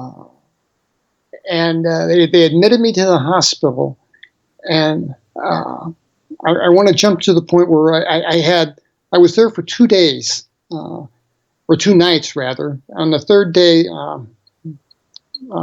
kept the lights turned off. Is where I'm going with this. The overhead lights, because man, that overhead light would just kill my eyes. I was still that photophobic. Right. And my nurse walks in with a hypodermic needle in her hand, and I knew what it was. It was my pain med because I was due for it, and I could use it. And behind her came 2 guys in suits. And the one short guy, he was an older guy. There was an older guy and a younger guy. This older guy, I referred to as Agent Gregory in the book, was he had this flat top haircut. If you can recall or ever remember what those even look like. Absolutely. I never trusted anybody with a flat top. You just don't do it. Okay. No. So. Just reeks of intimidation. That's right. And, he's got his suit coat open so you can see the shoulder holster. And the nurse came around to give me an injection. And the older agent who was in charge, the younger guy was a captain who didn't say much. He said, if that's going to sedate him, it's going to have to wait. We have to ask him some questions. So she left in a huff, and I didn't get my pain meds. And he shut the door and flipped on the overheads. And I'm like, sir, could you turn those out, please? And it did. It hit me like sand in my eyes.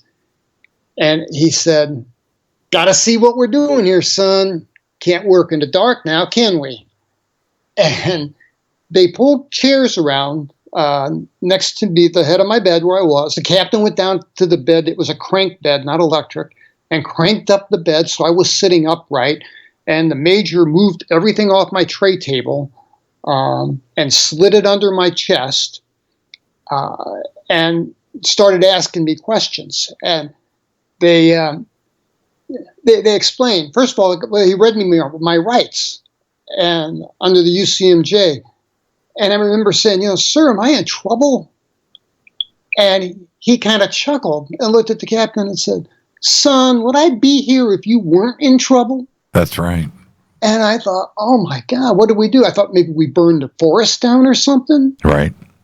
And he said, well, park rangers found your little campsite. And he said, now you left in the middle of the night and you drove halfway across the state. Now, why would you do that, son? Why would you do that? Why wouldn't you come back? Did you guys have a little marijuana plot out there somewhere? And oh my God, that made me so scared because I thought, God, if by happenstance, if there were marijuana plants out there, they could try to, hang it on me. That's right. And everything he said was to intimidate me, and he was very, very good at it. And years later, in retrospect, and after working with law enforcement, I could see that a lot of it was theater. But boy, at the time, it scared me to death. Especially when you haven't done anything wrong. Yes, he made a big deal about the trespass. He says, park rangers found your little campsite, and he says, did you know that was federal land? And I thought, who cares? What's the big deal? I said, no, sir. And he says, yeah, you guys are trespassing onto federal land. And he tried to make a big deal out of that, and I didn't understand it. And then he read me my rights, and then he laid out some forms in front of me. There were 6 forms. And I said, sir, what are these? And he says, son, these are waiver and consent forms. And they're going to give us permission to look around your house, look around your car, to see if there's anything that you shouldn't have. Understand, like anything that you want to hide. Now, you're not going to hide anything from us, are you? Do you want to cooperate and sign these? And I said, well, sir, do I have to sign these? And that's when he said something to the effect like, no, I can just take these away and we'll just see you at the court martial. And I'm like, no, sir, I want to do whatever I need to do to cooperate. And, I'm 22, I'm dumb, I don't have the benefit of a law degree. And I signed these 6 forms, right, where he points his finger, sign here, sign here, sign here. I signed all 6 forms and initialed a box, and he scooped them up, put them in a manila folder, and looked satisfied, stuck them in his case. And I found out that they searched my car. They got Toby's little hand-drawn map. Actually, the captain left in the middle of the thing and brought it back. The hand-drawn map and the map that he took from the kiosk. And he laid them down in front of me on the tray table, and it says, now, son, you got to explain these to me. Show me where you were. And he made me, look like you were above looking down. And he really tried to get me to narrow down. And I did my very best to, point which direction was north. He wanted me to draw where the car was. Was he trying to trip you up? His questions were always trying to trip me up. Right. Yeah, because what he would do is he would mix a yes and no question. Right. So, and he did that constantly. So I would have to say, well, sir, yes and no, and then try to explain myself. And then he said, now, did you spend the night in the park last night? And I thought he meant the campgrounds. And I said, no, sir. And as soon as I said that, he went ballistic. And he says, where did you stay? Expletive. The Hilton? And I'm just looking at him confused. And he says, you didn't stay in the campground. They found your stuff. Park rangers found your stuff out in the wilderness. And I said, sir, I'm sorry, I misunderstood your question. But that was the whole theme of the thing, was to keep me, off balance and intimidated. And I was intimidated. And they searched my home, and they searched my car, and they asked me questions about. He knew, because he told me, he says, I know you're the squadron photographer. He says, you got a reputation for that. And he says, I know you got this telephoto. And he asked me, what do you like to photograph? I said, I got a telephoto lens. I like to photograph eagles and the moon. I was kind of captivated with the moon at the time for some reason. And he says, well, I want to know what it is you take with this. What kind of pictures you're taking with this telescopic lens of yours. And boy, he just drilled me, and got to the point where the nurse came back and said, Dr. Sanders wants him to have his medicine now. I can bring doctor down here if you'd like. And both the guys stood up, and the old guy said, no, I think we're about done here. I think we're about done with Sergeant Lovelace. And the nurse left, the captain left, and shut the door behind him. So it was just me and the older Major, Agent Gregory, in the room. And he said, you're to have no contact with Senior Airman Tobias in any way, shape, or form. That means not through notes, not through letters, not through a third party. Do you understand me, son? And I said, yes, sir. And, at that point, I didn't want to have anything to do with the guy for some reason.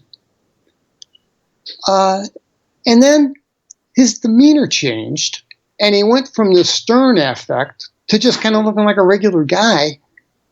And he gets down next close to my ear, and he says, look, son, I know you two knuckleheads stumbled into something, didn't you? I know what it was, and you know what it was. Don't you? I know you do. And he said, I just want to see your pictures you took. And I said, sir, I never took a picture. I never took a picture. I said, I left my camera at home. My wife will tell you. He's cut me off, stern affect back on, looked at me and said, I don't believe you. And then he left. Turned the lights out when he left. I thought, yeah, strange guy. But terrified me to death.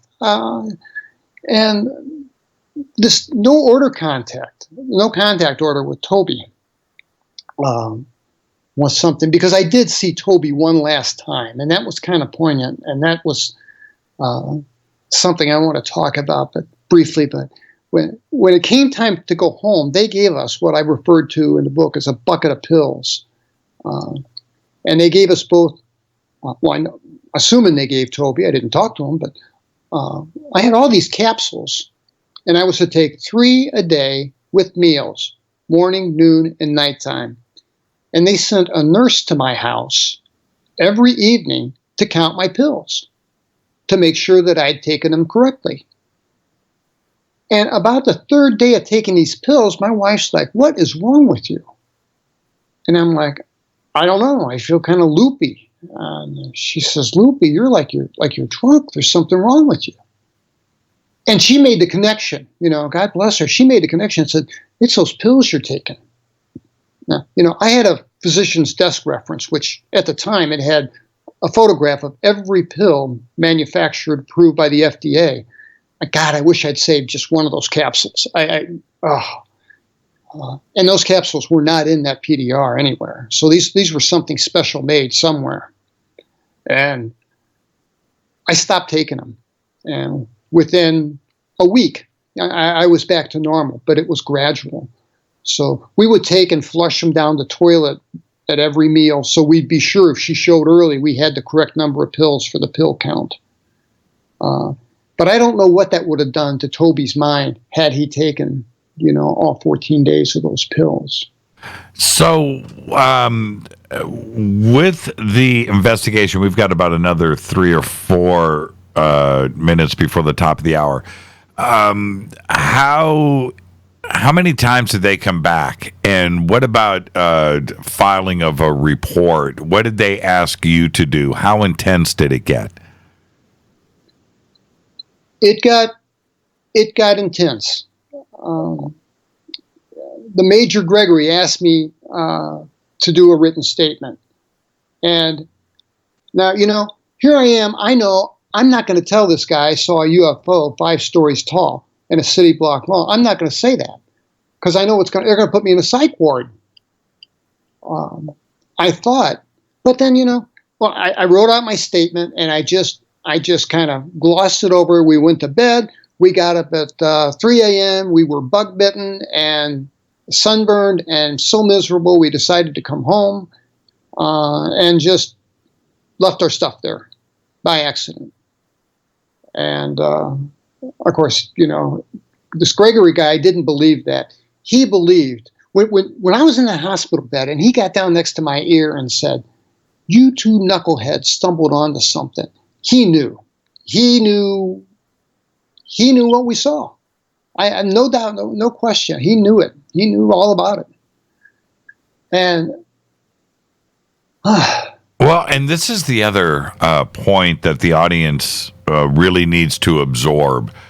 OSI, Office of Special Investigations, is intimidating. And as somebody in the military, you always hear about OSI in the background. But as long as you run clean, you don't bump into those guys.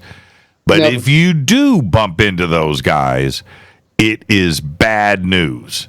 You've either done something really bad or their reason for being there is a bad situation that you may or may not be involved in. But nothing good comes of that. And that is what OSI represents. And that must have scared the crap out of you. And, OSI shows up at the hospital. We're OSI, and they're there for you. Everybody snaps to attention.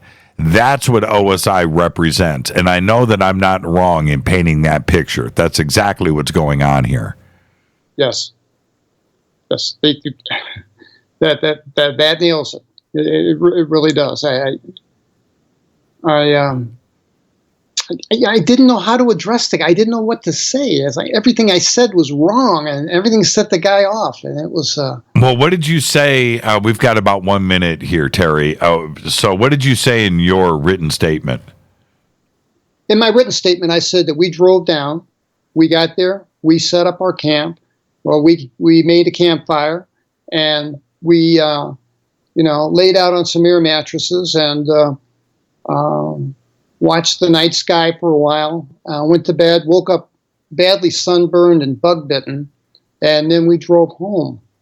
Now, 2 years prior to this, there was another event that I talk about in my book. And that's the event where I wrote the report that our CO took and used a magic marker to redact all the times in my report. And that may be the report you were thinking about, because that was unusual too.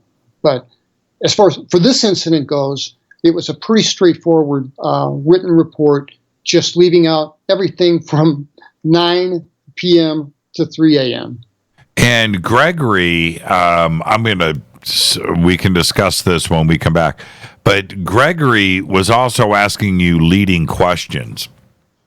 In my opinion, you're the attorney, right? But why were you guys going there? What do you mean you didn't take any pictures? Something special happened and you didn't take any, why were you guys going there? And he, these were leading questions he knew the answers to, but he was trying to get the answers out of you. Spot on. That is absolutely spot on. Everything's a yes or no. No, there's no room for an explanation. It's yes or no. Let's take a break right here. Our guest tonight, Terry Lovelace. We're talking about his book, and it's an amazing read, Incident at Devil's Den. This is Fade to Black. I'm your host, Jimmy Church. We're going to pick it up where we left off when we come back. Stay with us. This is Fade to Black.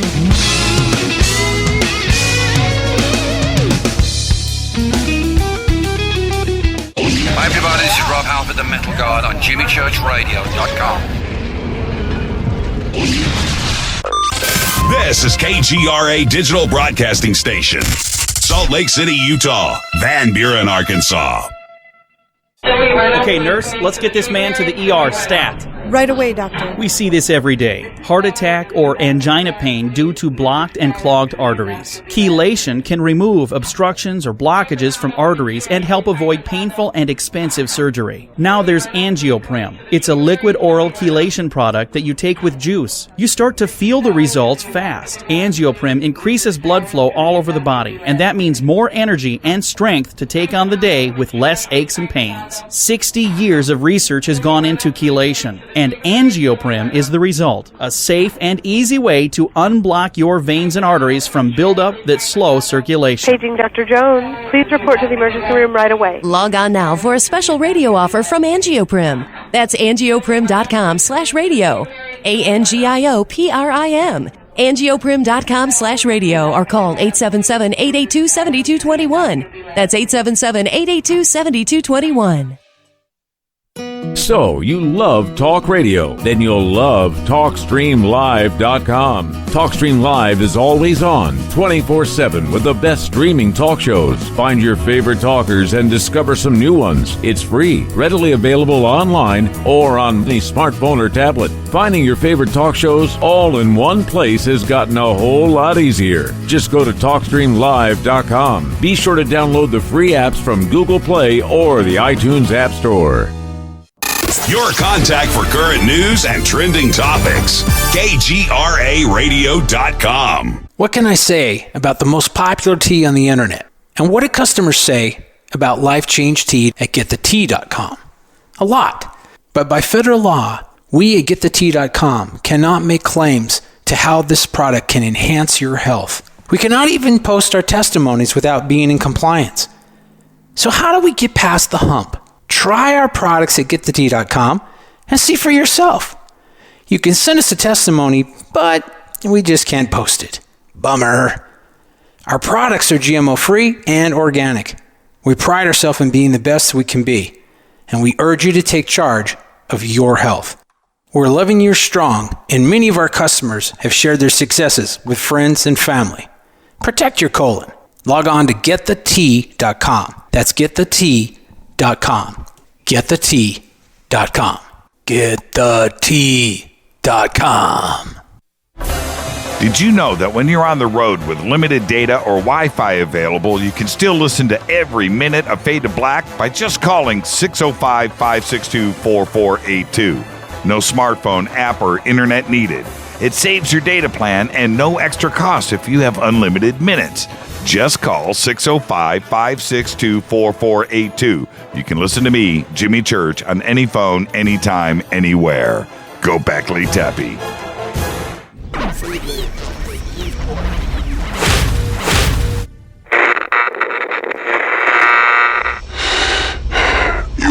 a secret? I love ponies. I really love ponies. I'm serious. I couldn't stay sane without ponies to brush. Why fade to black? Because you never got that pony, damn it. This is Fade to Black with Jimmy Church on the Game Changer Radio Network and KGRA, the Global Radio Alliance.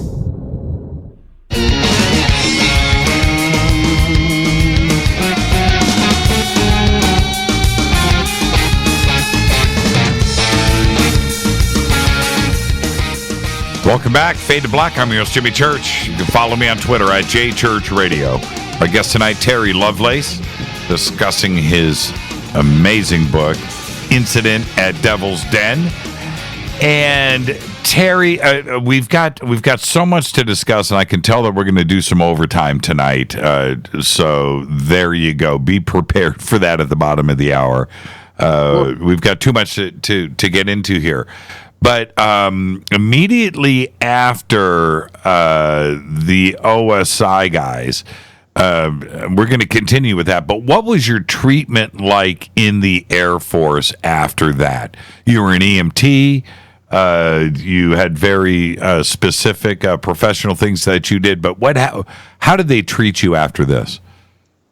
I was transferred, and I know that they did this to avoid Toby and I being in contact with one another. I was reassigned to work in a supply unit, and I'll tell you, it was my worst experience in the Air Force. Well, one of my worst experiences. I had a lot of good experiences in the Air Force, but this was not one of them. So the CO of the hospital was sorry to lose both of us. I mean, we were good EMTs, and I'm in a support unit, and I go to see my new commanding officer, and he says, go down and see First Sergeant Roy. We don't have need for an EMT here, but he'll have something to keep you busy. So I went down the hall, and there was to his door, First Sergeant Roland something, and I knocked on his door. The CO told me you could call him Roy. Well, he didn't want me to call him Roy. He told me to call him First Sergeant so-and-so. But just this, he was a rail thin guy with just this cold fish mannerism, and just looked for like he was, I wasn't welcomed. I'll put it that way. And what was your rank at this time? Staff Sergeant, E5. Yeah, you're an E5, right? So You've got your stripes. Yeah, you've got your stripes. And so now, you don't know it yet, but you've been downgraded. Yeah, what they did was, in back of this building, this supply unit was an old building that must have been like a wood workshop at one time. And First Sergeant walked me back there, and he says, I got something. He's pretending. He's like, I got something we can help you with, or you can help us with. We could really use your hand. He says, here's what I need you to do. He says, see that stack of plywood over there? And I thought, I'm not blind. And he says, I need you to spray paint 30 sheets of those 4x8 pieces of plywood. The paint is all in the cans in the corner there. And he said, here's a key. Come and go as you please. You got an hour for lunch. Be here at 8:30. Work till 5:30. And unless you need me, I don't expect to hear from you. So we're talking about an E5 staff sergeant. EMT is now spray painting plywood. I did. And it got worse, as if it could get any worse. And, after a couple of weeks, I started enjoying the isolation, because the other guys in the squadron treated me like a pariah. So, I started like, this is my workshop. I'll make the best of this. And, I did my best because, I'm proud of my work product. Always have been. Whether I'm, practicing law or spray painting, I want to do a good job. So I get done, and I go and I get First Sergeant, and I knock on his door, and I say, "Yeah, First Sergeant, I'm done. You want to take a look?" And he's feigning this. I can tell this is all fake enthusiasm. He's like, "Yeah, Lovelace, let's go see what you've done. Let's go take a look." And he walked back, and he looked through these plywood boards I painted, looked through maybe a half a dozen of them, and pointed out a spot or two where the paint had run, and it wasn't anything significant. I said, "Well, you got something else for me to do? Maybe something a little more cerebral?" And he rubs his chin, and he says, "Well, let me think. Yeah." He says, "You see that sandpaper over there? Go ahead and sand them down to bare wood. Come see me when you're done." Unbelievable. And what about Agent Gregory? Oh, I got to tell this because this was the last time that I saw my friend Toby, and Agent Gregory's a part and parcel of it. Is this with Sheila? Yeah, my wife is driving the car. Right. And I begged her. I said, "Will you please stop by Toby's house?" Because I had this compulsion. I really didn't want to see the guy, but I felt I had to say goodbye to him. And it was a strong compulsion to say goodbye to him.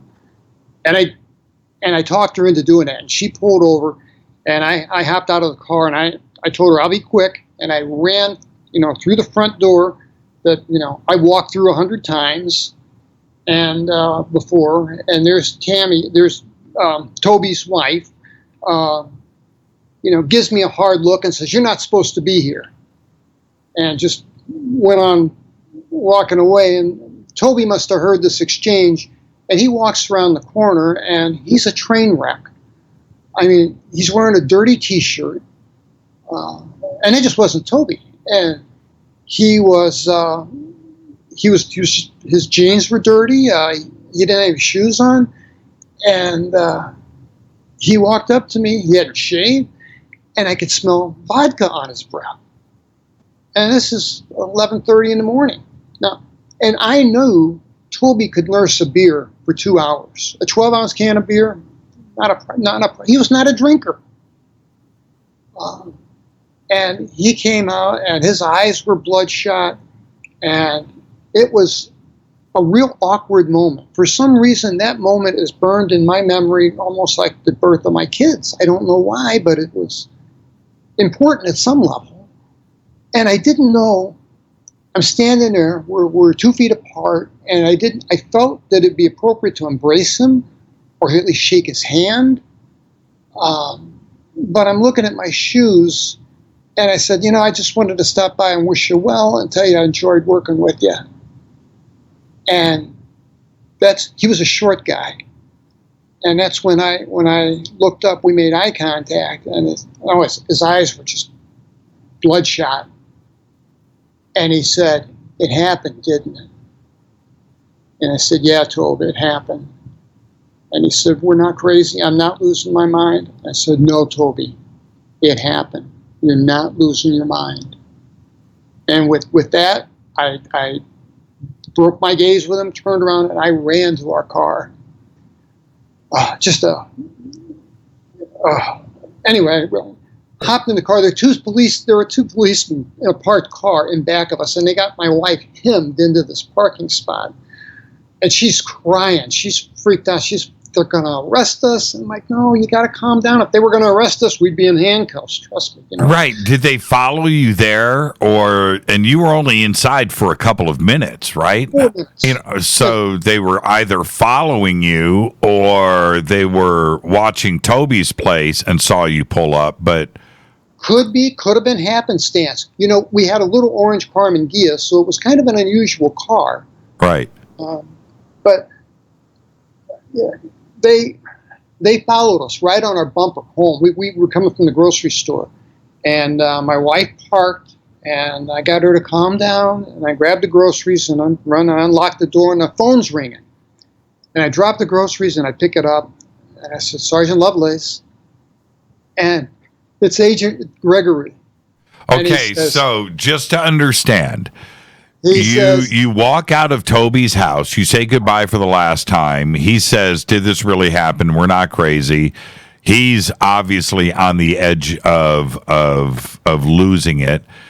You get back out to your car, and then there's a cop car with two cops in it that has basically blocked you in. So they've arrived. They follow you home after all of this. You guys walk in, you're calming your wife down, and the friggin' phone rings, and it's Agent Lovelace. None of this is coincidence. None. Those guys parked out in front of our house, and they stayed there for 2 hours. But when I picked up the phone, I said, Sergeant Lovelace, and the last person I was expecting was Agent Gregory, and he says, "Well, son, you just couldn't do it, could you?" And I knew what he was talking about. And I said, "Sir, I'm sorry. I just wanted to say goodbye." And he interrupted me. He was good at that. Interrupted me and said, "I want to know what you gave him, and I want to know what he gave you."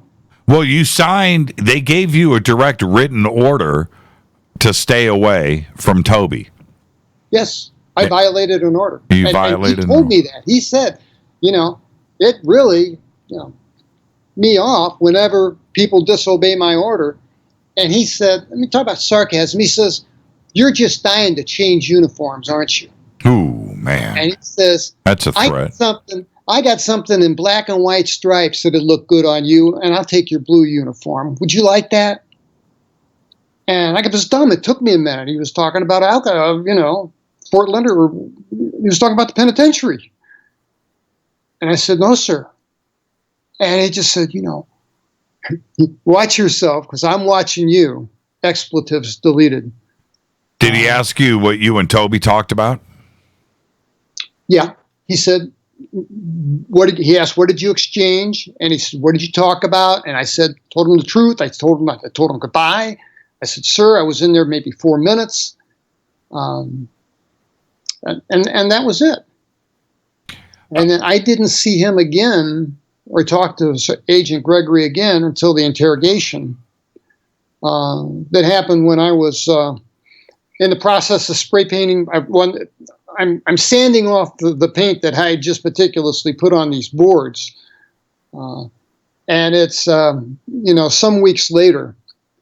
And First Sergeant comes out and yells at me. He says, "Lovelace, CO wants to see you."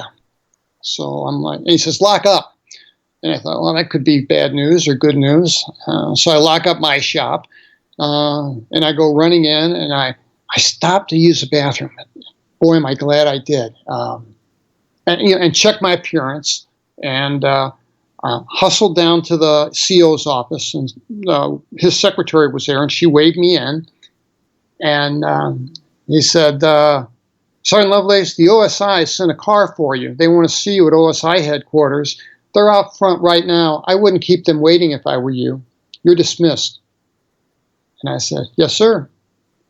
And I ran down the hallway, and sure enough, there's a blue car right in front.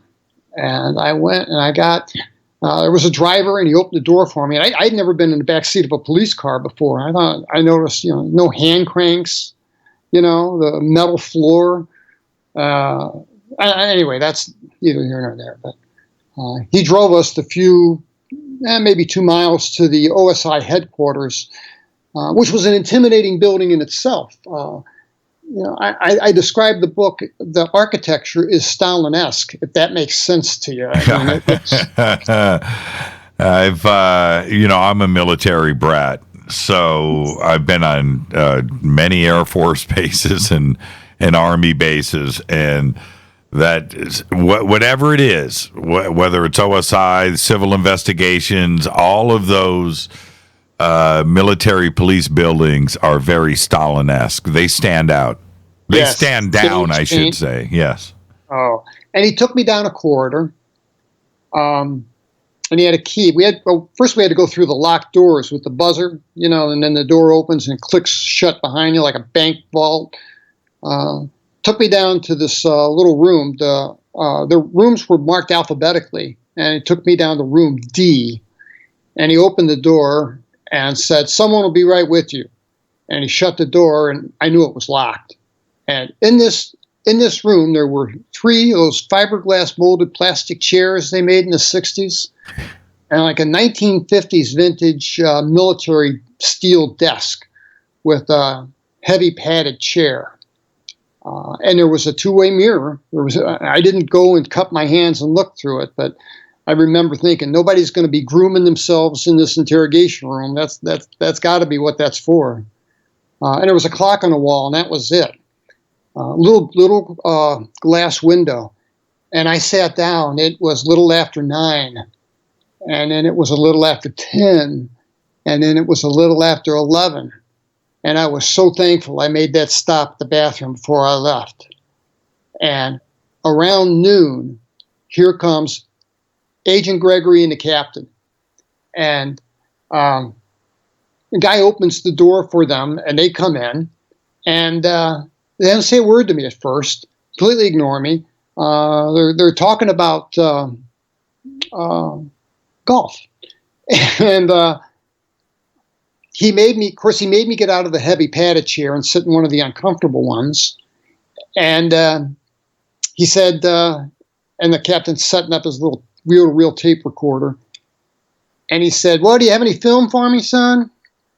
And I said, no, sir, I don't have any film for you. I didn't take any pictures. I didn't take a camera there.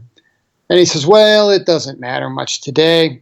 He says, we're going to just wrap this up today. Would you like that? And I said, yes, sir, I'd like that very much. And he says, well, you know you're going to be hypnotized today.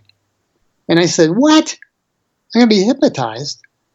And he says, yeah, they're going to give you a little medication, and they're going to ask you some questions. And I said, sir, but why? And as soon as I said that word, why, he pulled the sheet out from that manila folder and slams it on the desk in front of me and said, this is all the why I need, son. You signed it. Oh, yeah. I signed it in the hospital. Yep. No idea what I'd signed. And it was captioned, consent to hypnotic regression with chemical enhancement, something along those lines. And I said, sir, but I don't understand why. And he said that same line. He says, well, I can tear these up. You want to rescind your cooperation? I'll just tear these up and we'll see you court-martial. That's the threat. That's what they do. And that worked. That worked. It worked for me. It would work for me. I'm cool with it. Give me the drugs. Let's do the hypnosis. That beats prison. Yeah. Right. And this major knocks on the door, and the captain leans over and opens the door for him, and he comes in, and he's carrying like a shaving kit under his arm, like a leather little kit. And he talks to the two agents, to Gregory and the captain, about fishing. I guess he didn't golf. And they're having a little conversation. And he ignored me, at first. And then he pulls a chair. He makes Gregory get out of the comfortable chair, and he commandeers it and rolls it over and scoots it right, encroaches into my personal space, gets right up next to me. And he's a big, barrel-chested, sandy-haired guy, with oak leaves, but no name tag. And he sits down next to me, and he's got this great big smile, and he shakes my hand, and he says, Sergeant Lovelace, it's so good to finally meet you. How are you? And I said, I'm good, sir. And he says, sir, he says, listen, for the purpose of today's little exercise, why don't you call me Brad? That is my name. And I thought, well, that's creepy. And I said, yes, sir. And he chided me and said, don't you mean yes, Brad? And I said, yes, Brad. And he said, well, and for purposes of today's little exercise, may I call you Terry? Oh, man, this is just creeping me out, man. This is just creeping me out. Okay, continue. Oh, man. And I said yes. And then he started a conversation of just routine small talk. He asked me where I was from. I told him I was from St. Louis. I rattled off some landmarks. He rattled off some landmarks. Didn't he, Terry, refresh my memory, didn't he say, don't you trust me? Yes. Man. Yes. But that was right after we go through all this little chit-chat, And I swear it's like he read my mind, because I begin thinking, I'm just not all that interesting. And he shifts gears and takes on a real somber affect and says, Terry, I know we've only just met, but do you trust me? And I gave him the, untruthful answer. Yes, Brad, I trust you. And he says, good, that's good that you trust me. And he says, well, today we're going to give you a little medication, and it's going to help you relax, and it's going to help your memory. And he opens his little shaving kit, and he lays out a little towel, and there's a syringe, a hypodermic syringe with a yellow fluid in it, some alcohol swabs, a bandage. Rubber tubing. Rubber tubing, yep, the rubber tubing. And he's humming, and he reaches over and unbuttons my sleeve of my shirt, starts to roll my sleeve up, and stops and says, Terry, you know what? We don't really have to do this today. You know what we could do? If you left something out of your report, or there's something you want to change, we can fix it now, and it won't be any trouble. Would you like to do that? And I said, sir, I don't know what you mean. And he said, I can ask these two gentlemen here to step outside, and me and you can have a little chat. Oh, what do you say? And the agent stood up, and I said, sir, I told the agents everything I know. And the agent sat back down, and he rolled up my sleeve and put this tourniquet on my arm. And it was just bizarre. He complimented me on my veins. He says, you have good veins. He says, it's going to be no problem at all. You won't, this won't hurt. He made the comment, Terry, it'll be like having a couple beers. You look like a guy who likes to have a few beers on the weekend. And I thought, you jerk. What do you think? All enlisted people drink? Now we're going to be headed towards a break here. And when we come back, we'll discuss everything that happened in this session. But there was something that stood out in the book for me that I've been wanting to ask you about. At this point, Gregory, I believe it was Gregory, one of the two agents, Gregory says something to the effect of, oh, man, this is so cool. I love it when we do this. I could have the wording wrong. It doesn't matter. But at that point, it's suggesting that Gregory has done these types of sessions with experiencers, right? Yes. With people that's what I get out of this. And actually, it wasn't Gregory. It was the captain. And what he said was, they're whispering, and I could hear them. And he said, I'm amazed every time I see this. Right. And so they're doing these UFO, correct me if I'm wrong, but they're doing these UFO sessions quite often. That's what I get out of it. Had to be. Right. I thought, they can't do this to everyone that sees a UFO. And then I thought, well, my experience was actually a little more intimate, but, and I don't know if I have time to get this out and understood, but I made my mind up. I was determined that I was not going to be hypnotized. And I knew, I had been taking psychology classes part-time for 2 years now, and I knew a little bit about hypnosis, and I had seen stage hypnosis. And I knew that, how people react kind of robotically and relaxed. And I was determined I was not going to let this guy hypnotize me. But I knew that I had to appear compliant. Now the drug concerned me because I could resist the hypnosis, but the drug I had no power over. And there are spaces where I have no memory. But what I did was, this major said, and he had this smooth voice like a radio announcer. And he says, okay, Terry, now you still trust me? And I'm like, yes, Brad. And he says, okay, I want you to sit back, close your eyes, And then he gave me the injection, and then he says, I felt this flush, warm all over me. And I really did feel sedated. I felt sedated. And I'm fighting to keep conscious and to keep my wits about me. Good and luck. I'm thinking, the last thing I'm going to do is surrender my mind to this guy. Right. I'm going to resist this with everything I got. And he says, we're going to go down. Terry, I want you to imagine stairs. There's a stairwell. Can you see it in your mind? It's 10 stairs, and it goes down to a basement. Can you see it? You're going to take the first step now. You're going down, feeling relaxed. Taking the next step, feeling 10 times more relaxed, and doing that kind of thing.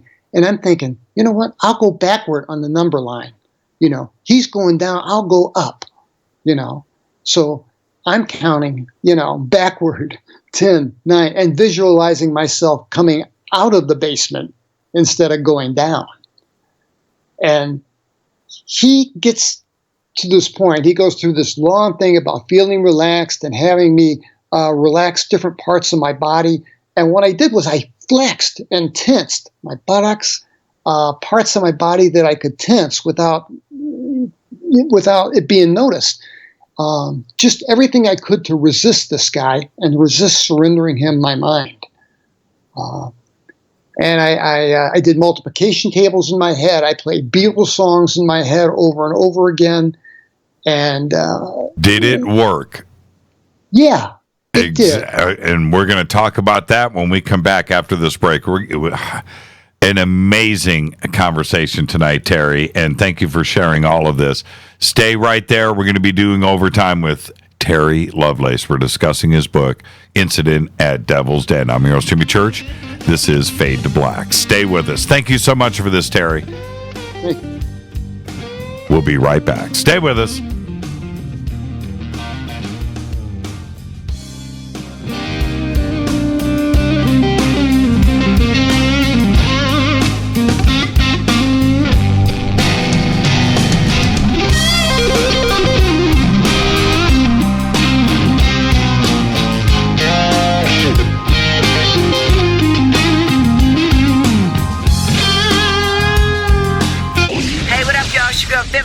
Here, and you are listening to my boy Jimmy Church on JimmyChurchRadio.com.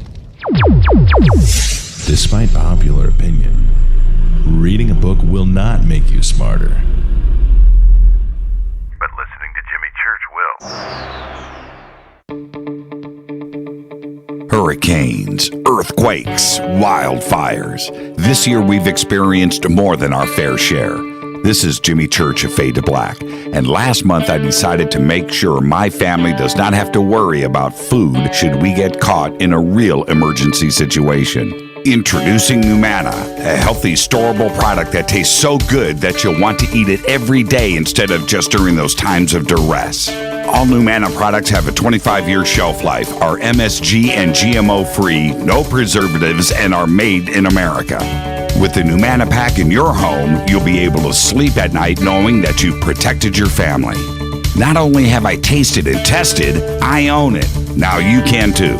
Just click on the Numana banner on JimmyChurchRadio.com and use the promo code Jimmy when you order. In addition to a discount, we'll send you an autographed Fade to Black t-shirt. Seriously, go Beckley Teppy.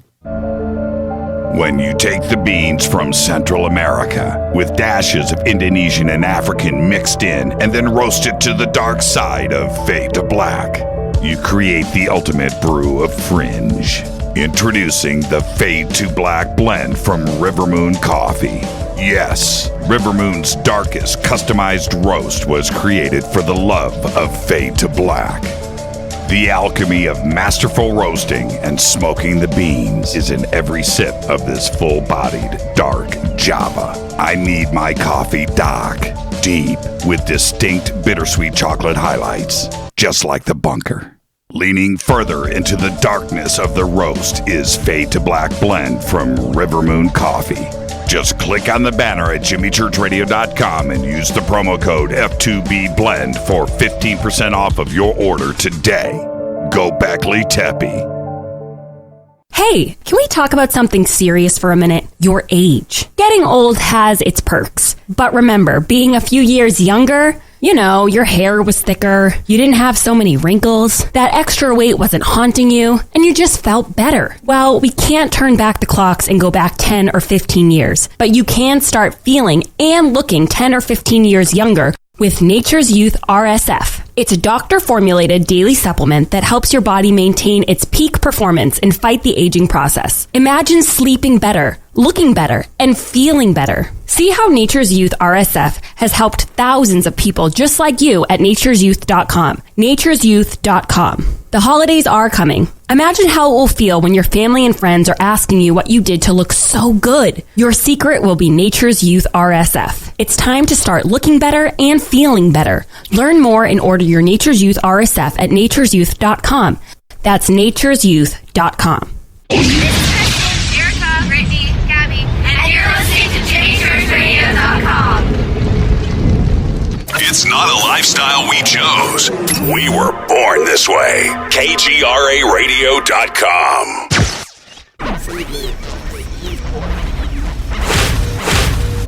This is KJCR at JimmyChurchRadio.com.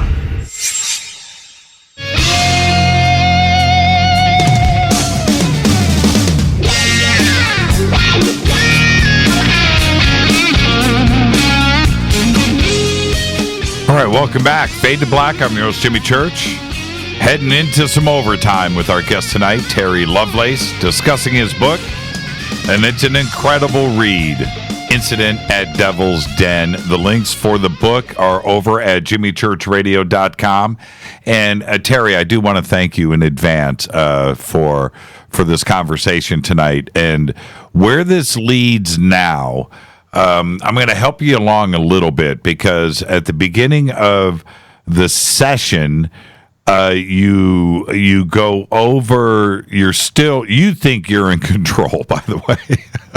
In reading the book, I'm not so sure, but you go through everything with Toby, and you describe how you got to the campsite. Again, leading questions coming from Brad, because they apparently know everything. There's something that I wanted to ask you that isn't in the book. Do you think that they have already, now, looking back in hindsight, did they get this information from Toby? Did they already interrogate Toby? That's a question I would love to have answered. Right. I don't know. Right. But I don't think so. But I don't know. You know, that bucket of pills, those pills, I don't know what kind of mental condition that put him in. Like I said, he was a train wreck when I saw him. Right. God knows what he told these guys. So, and I could see the reason why they separated us. You know, they didn't want us to get together and say, you know, get your story straight. Yeah. Right. Absolutely. So, okay. So back to the session. So you go through, setting up how you guys got there. Toby led you there, and the campsite and so forth. But then they get to, I want to pick up here. They get to the lights in the sky. They know about the stars, right? They know about the lights. And I find that very compelling, very interesting. And so I want to pick up there, because immediately after that, you go into your childhood.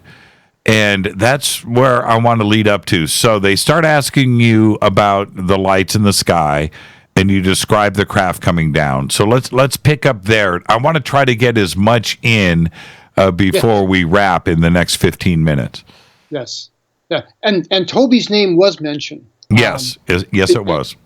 Because in the interrogation, Brad said, you and Toby, you saw some lights in the sky, didn't you? But they weren't lights, were they, Terry? They weren't stars, were they? And he was big on these. Now look, I want you to look in your mind's eye and tell me what you see. You know, don't give me your opinion or what you think. Tell me what you see. And must have been the effect of this drug, because I had images that come to mind that I don't know where they come from, but yeah, he said, they weren't stars, were they? And I said, no, Brad, they weren't. And he says, well, who were they, Terry? Tell me, who were they? And I said, they were the space people. And I felt like somebody smacked me in the face. I thought, what? Had to come out of my mouth? What? Where did that come from? And I realized that without thinking, I'm answering some of these questions. And it must be the drug that they gave me, because I certainly did everything I could to resist the hypnosis. And like you said, I think it was not a failed hypnosis, but a faulty hypnosis. Faulty, right. And what it did was it brought back all of these memories. It brought back memories from my childhood because he asked me about the monkey men. And when I was 8 years old, I had these terrifying nightmares about these four little monkeys that would come into my room at night. And it was always the same. They would come in and form a semicircle around my bed with my back to the wall. And this is, I know, odd, but they all wore white masks with this big, broad smile painted on them. And they had yellow eyes and long tails, and they looked like circus monkeys. And the one closest to me would always talk to me, but his lips never moved, but I heard him in my head. And he would say, Terry, won't you come with us? Come with us and play. And I remember thinking a couple times, did I go with them before? Have I done this before? And he would hold out a paw and say, come with us, Terry. And I would scream bloody murder. And these things would just go to shadows on the wall and be gone. But one of the most horrific nightmares that I have is I'm in that situation. I'm 8 years old. I'm in bed. The monkeys come in the room. The one closest to me holds out his paw, and I look, and it's not a paw. It's this hand with these four long fingers. And for some reason, when I see that in my dream, that's the point where I scream. Because that just freaks me out. And Brad connected the monkey men to you and Toby in the meadow. Somehow, yes. Yeah. The space people. Right. Yeah. Because he kept asking about the space people. And I said, it's the monkey men. And that's when he wanted to know who the monkey men were. And again, stuff from when I was a little kid. He knew way more about me than I had any idea. Right. And was this group of three, were they trying to make you feel comfortable, to keep you moving forward in your disclosing not only your childhood, but they were encouraging you? Yes. Now, the two agents... Were they trying to be your friend, is what I'm getting at? The major did. The two agents gave this major all the deference in the world and scooted their chairs back because I could hear them scoot on the concrete. Now, I'm in a posture where my head's on my chest because I'm supposed to be hypnotized, and I'm thinking that's the posture to take. And Brad keeps telling me, in your mind's eye, tell me what you see, Terry. And he said, we're going to go back to the campground, Terry. And when you were in the tent, you saw some lights, didn't you? And he says, think about it and tell me what you see. And then I could see it. I could see it as crystal clear as if I were watching a movie. And they took us out of the tent. And I was inside this triangle. And it was more enormous looking from the inside than it was from the outside. And I recall everything was stainless steel and white. And I think I told Brad too, there were 3 flying saucers. There were 3 saucers parked in a neat little row, like planes below a carrier deck. And we were being herded around by these, by the little gray guys. And there was a guy in charge, a taller alien, more humanoid, but gray still guy, who appeared to be in charge. And he caught my attention for some reason, and I turned and I looked at him. And at the moment I looked at him, he turned and looked at me, and we locked eyes. And it was the most terrifying thing you can imagine. I immediately felt naked. I felt like he knew everything in my mind. He knew my secrets. He knew my childhood. He knew my wife. Everything in my head he knew in an instant.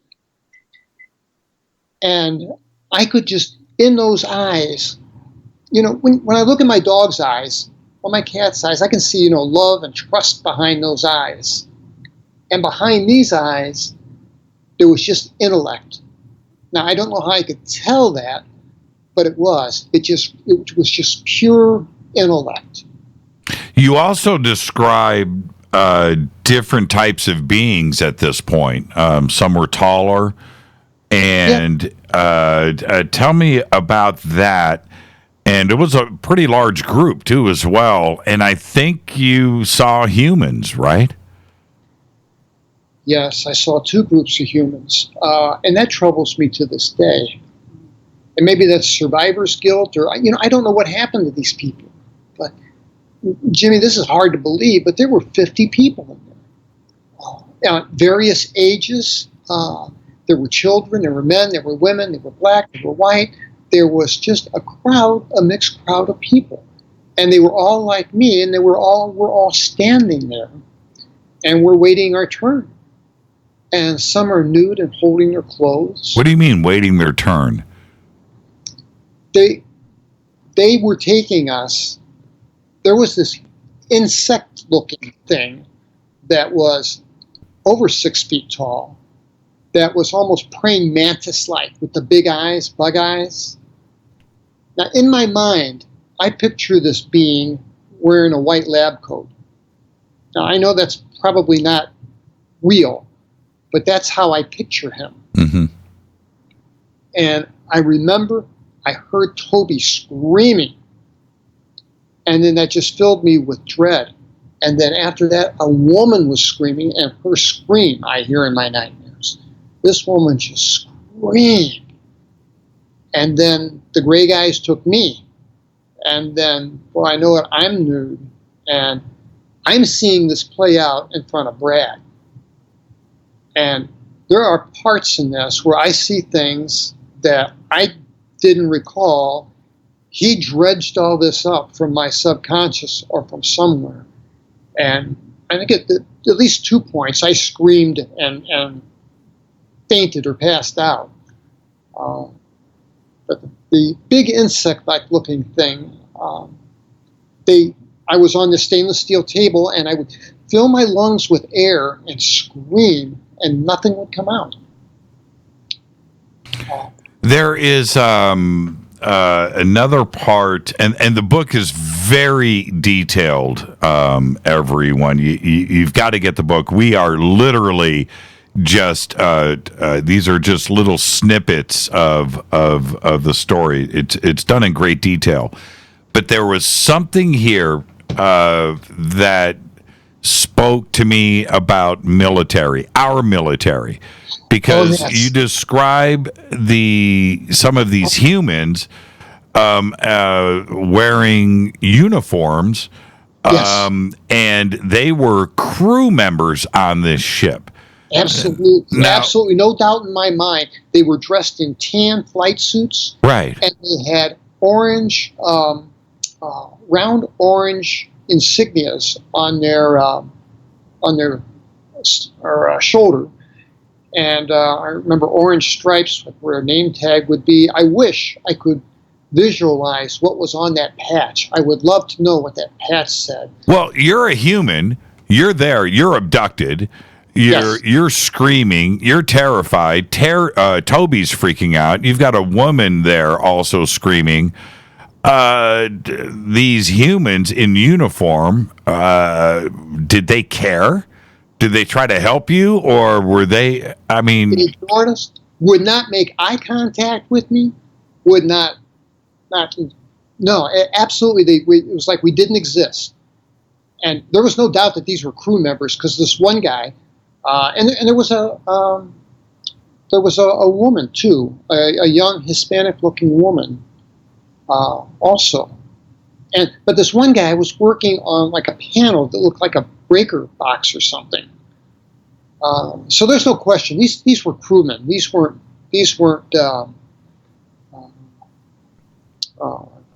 captured people like us. Right. And Gregory's listening to this. What did he have to say about the human crew member? Because this is what I'm thinking.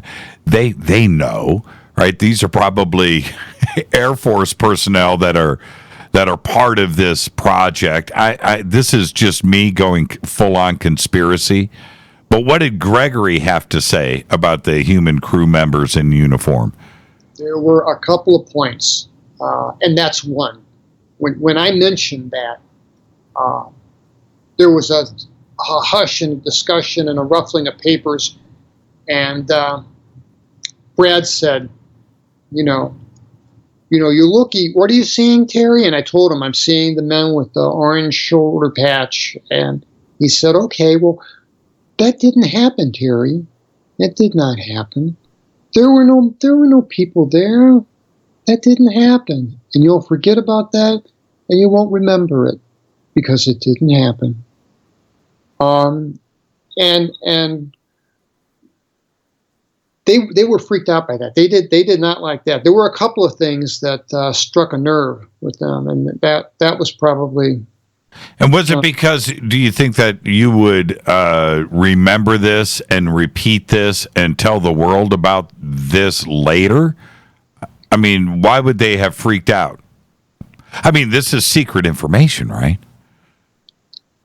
Yeah. I mean, I think that's proof of collusion, cooperation, right? Yeah. I mean, we got guys on that are crew members. I don't know if they're American or not. I didn't hear them talk, but my guess is they were. I don't know why. I just guessed that, but I do. But they could have been anything. But they were definitely human beings, and that absolutely struck a nerve.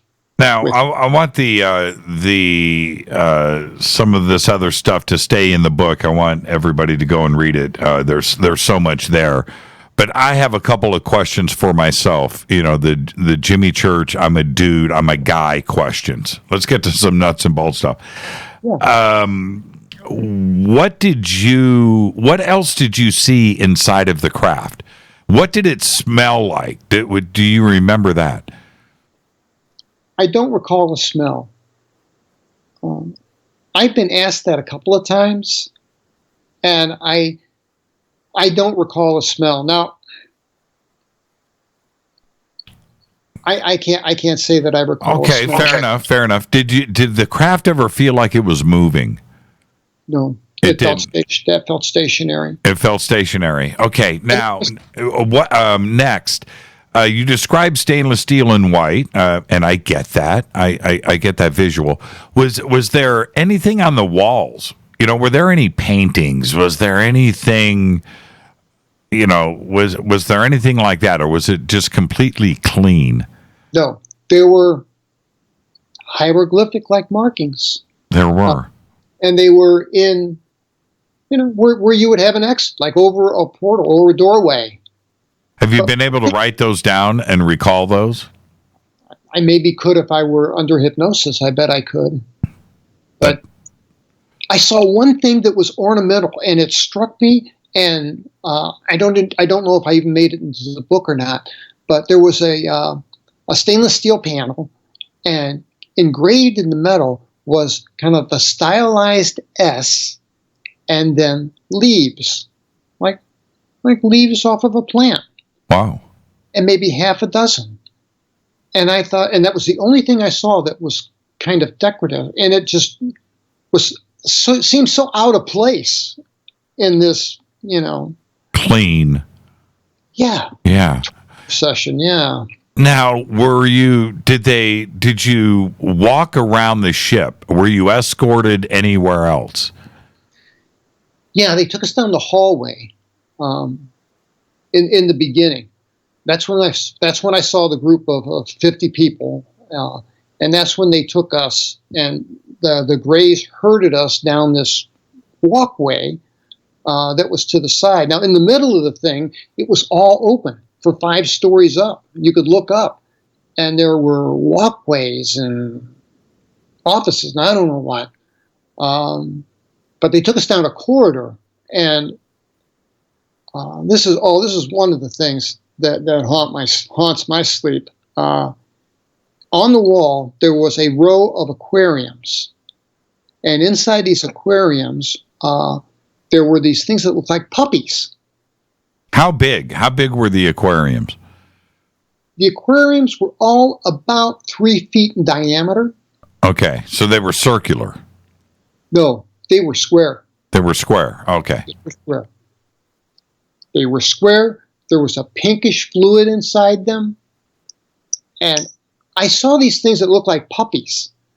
And for some reason, one of them twitched. And I think in the book, I scream an expletive, and I must have passed out because there's a blank space there, and then I recall hearing the zip of the blood pressure cuff, and Brad was taking my blood pressure. But that visual absolutely freaked me out. Now, when you say puppy, are you saying fetus, or are you saying something that looked like a puppy, like a dog? At first glance, it looked like a dog puppy to me. Right. But no, I think it was a fetus. And then I recognized them as being human.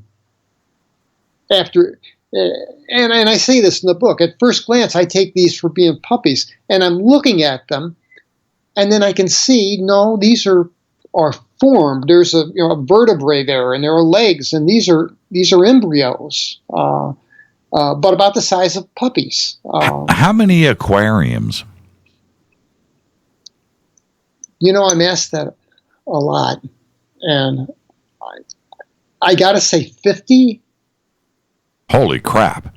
Now, is this farming? Boy, what goes back to me is my interaction with Betty, this alien that tells me that, these things in my legs, that they've been doing this for 3 generations now. And I had the thought, what is your agenda? And wow. I don't know if this is in the book or not, but she said something like there are alien human hybrids, and that's what she said she was, and that's why she had human characteristics. She could have come from one of those aquariums.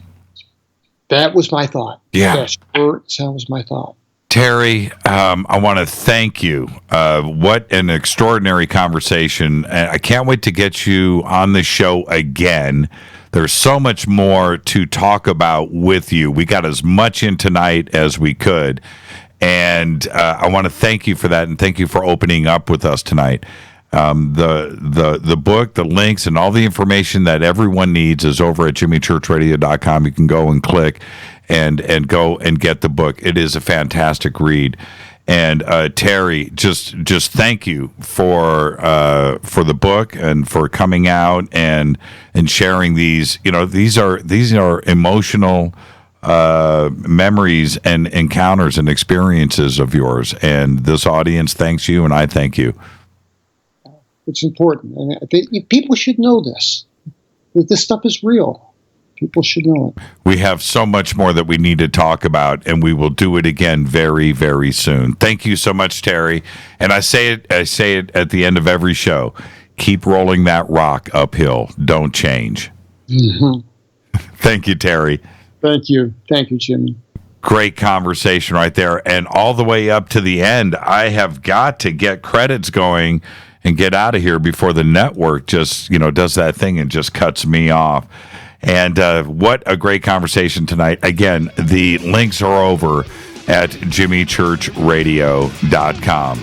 Terry Lovelace. Fade to Black's executive producer is Rita Camarion.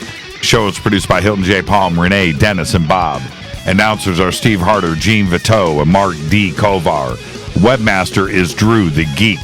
Music, Doug Aldrich. Intro, Spaceboy, spaceboymusic.com. Fade to Black is produced by KJCR for the Game Changer Network, and syndication is KGRA, The Planet. Thank you to Terry Lovelace. This broadcast is owned and copyrighted 2018 by Fade to Black and the Game Changer Network. It cannot be rebroadcast, downloaded, copied, or used anywhere in the known universe without written permission from Fade to Black or the Game Changer Network. I'm your host, Jimmy Church. Follow me on Twitter at JChurchRadio.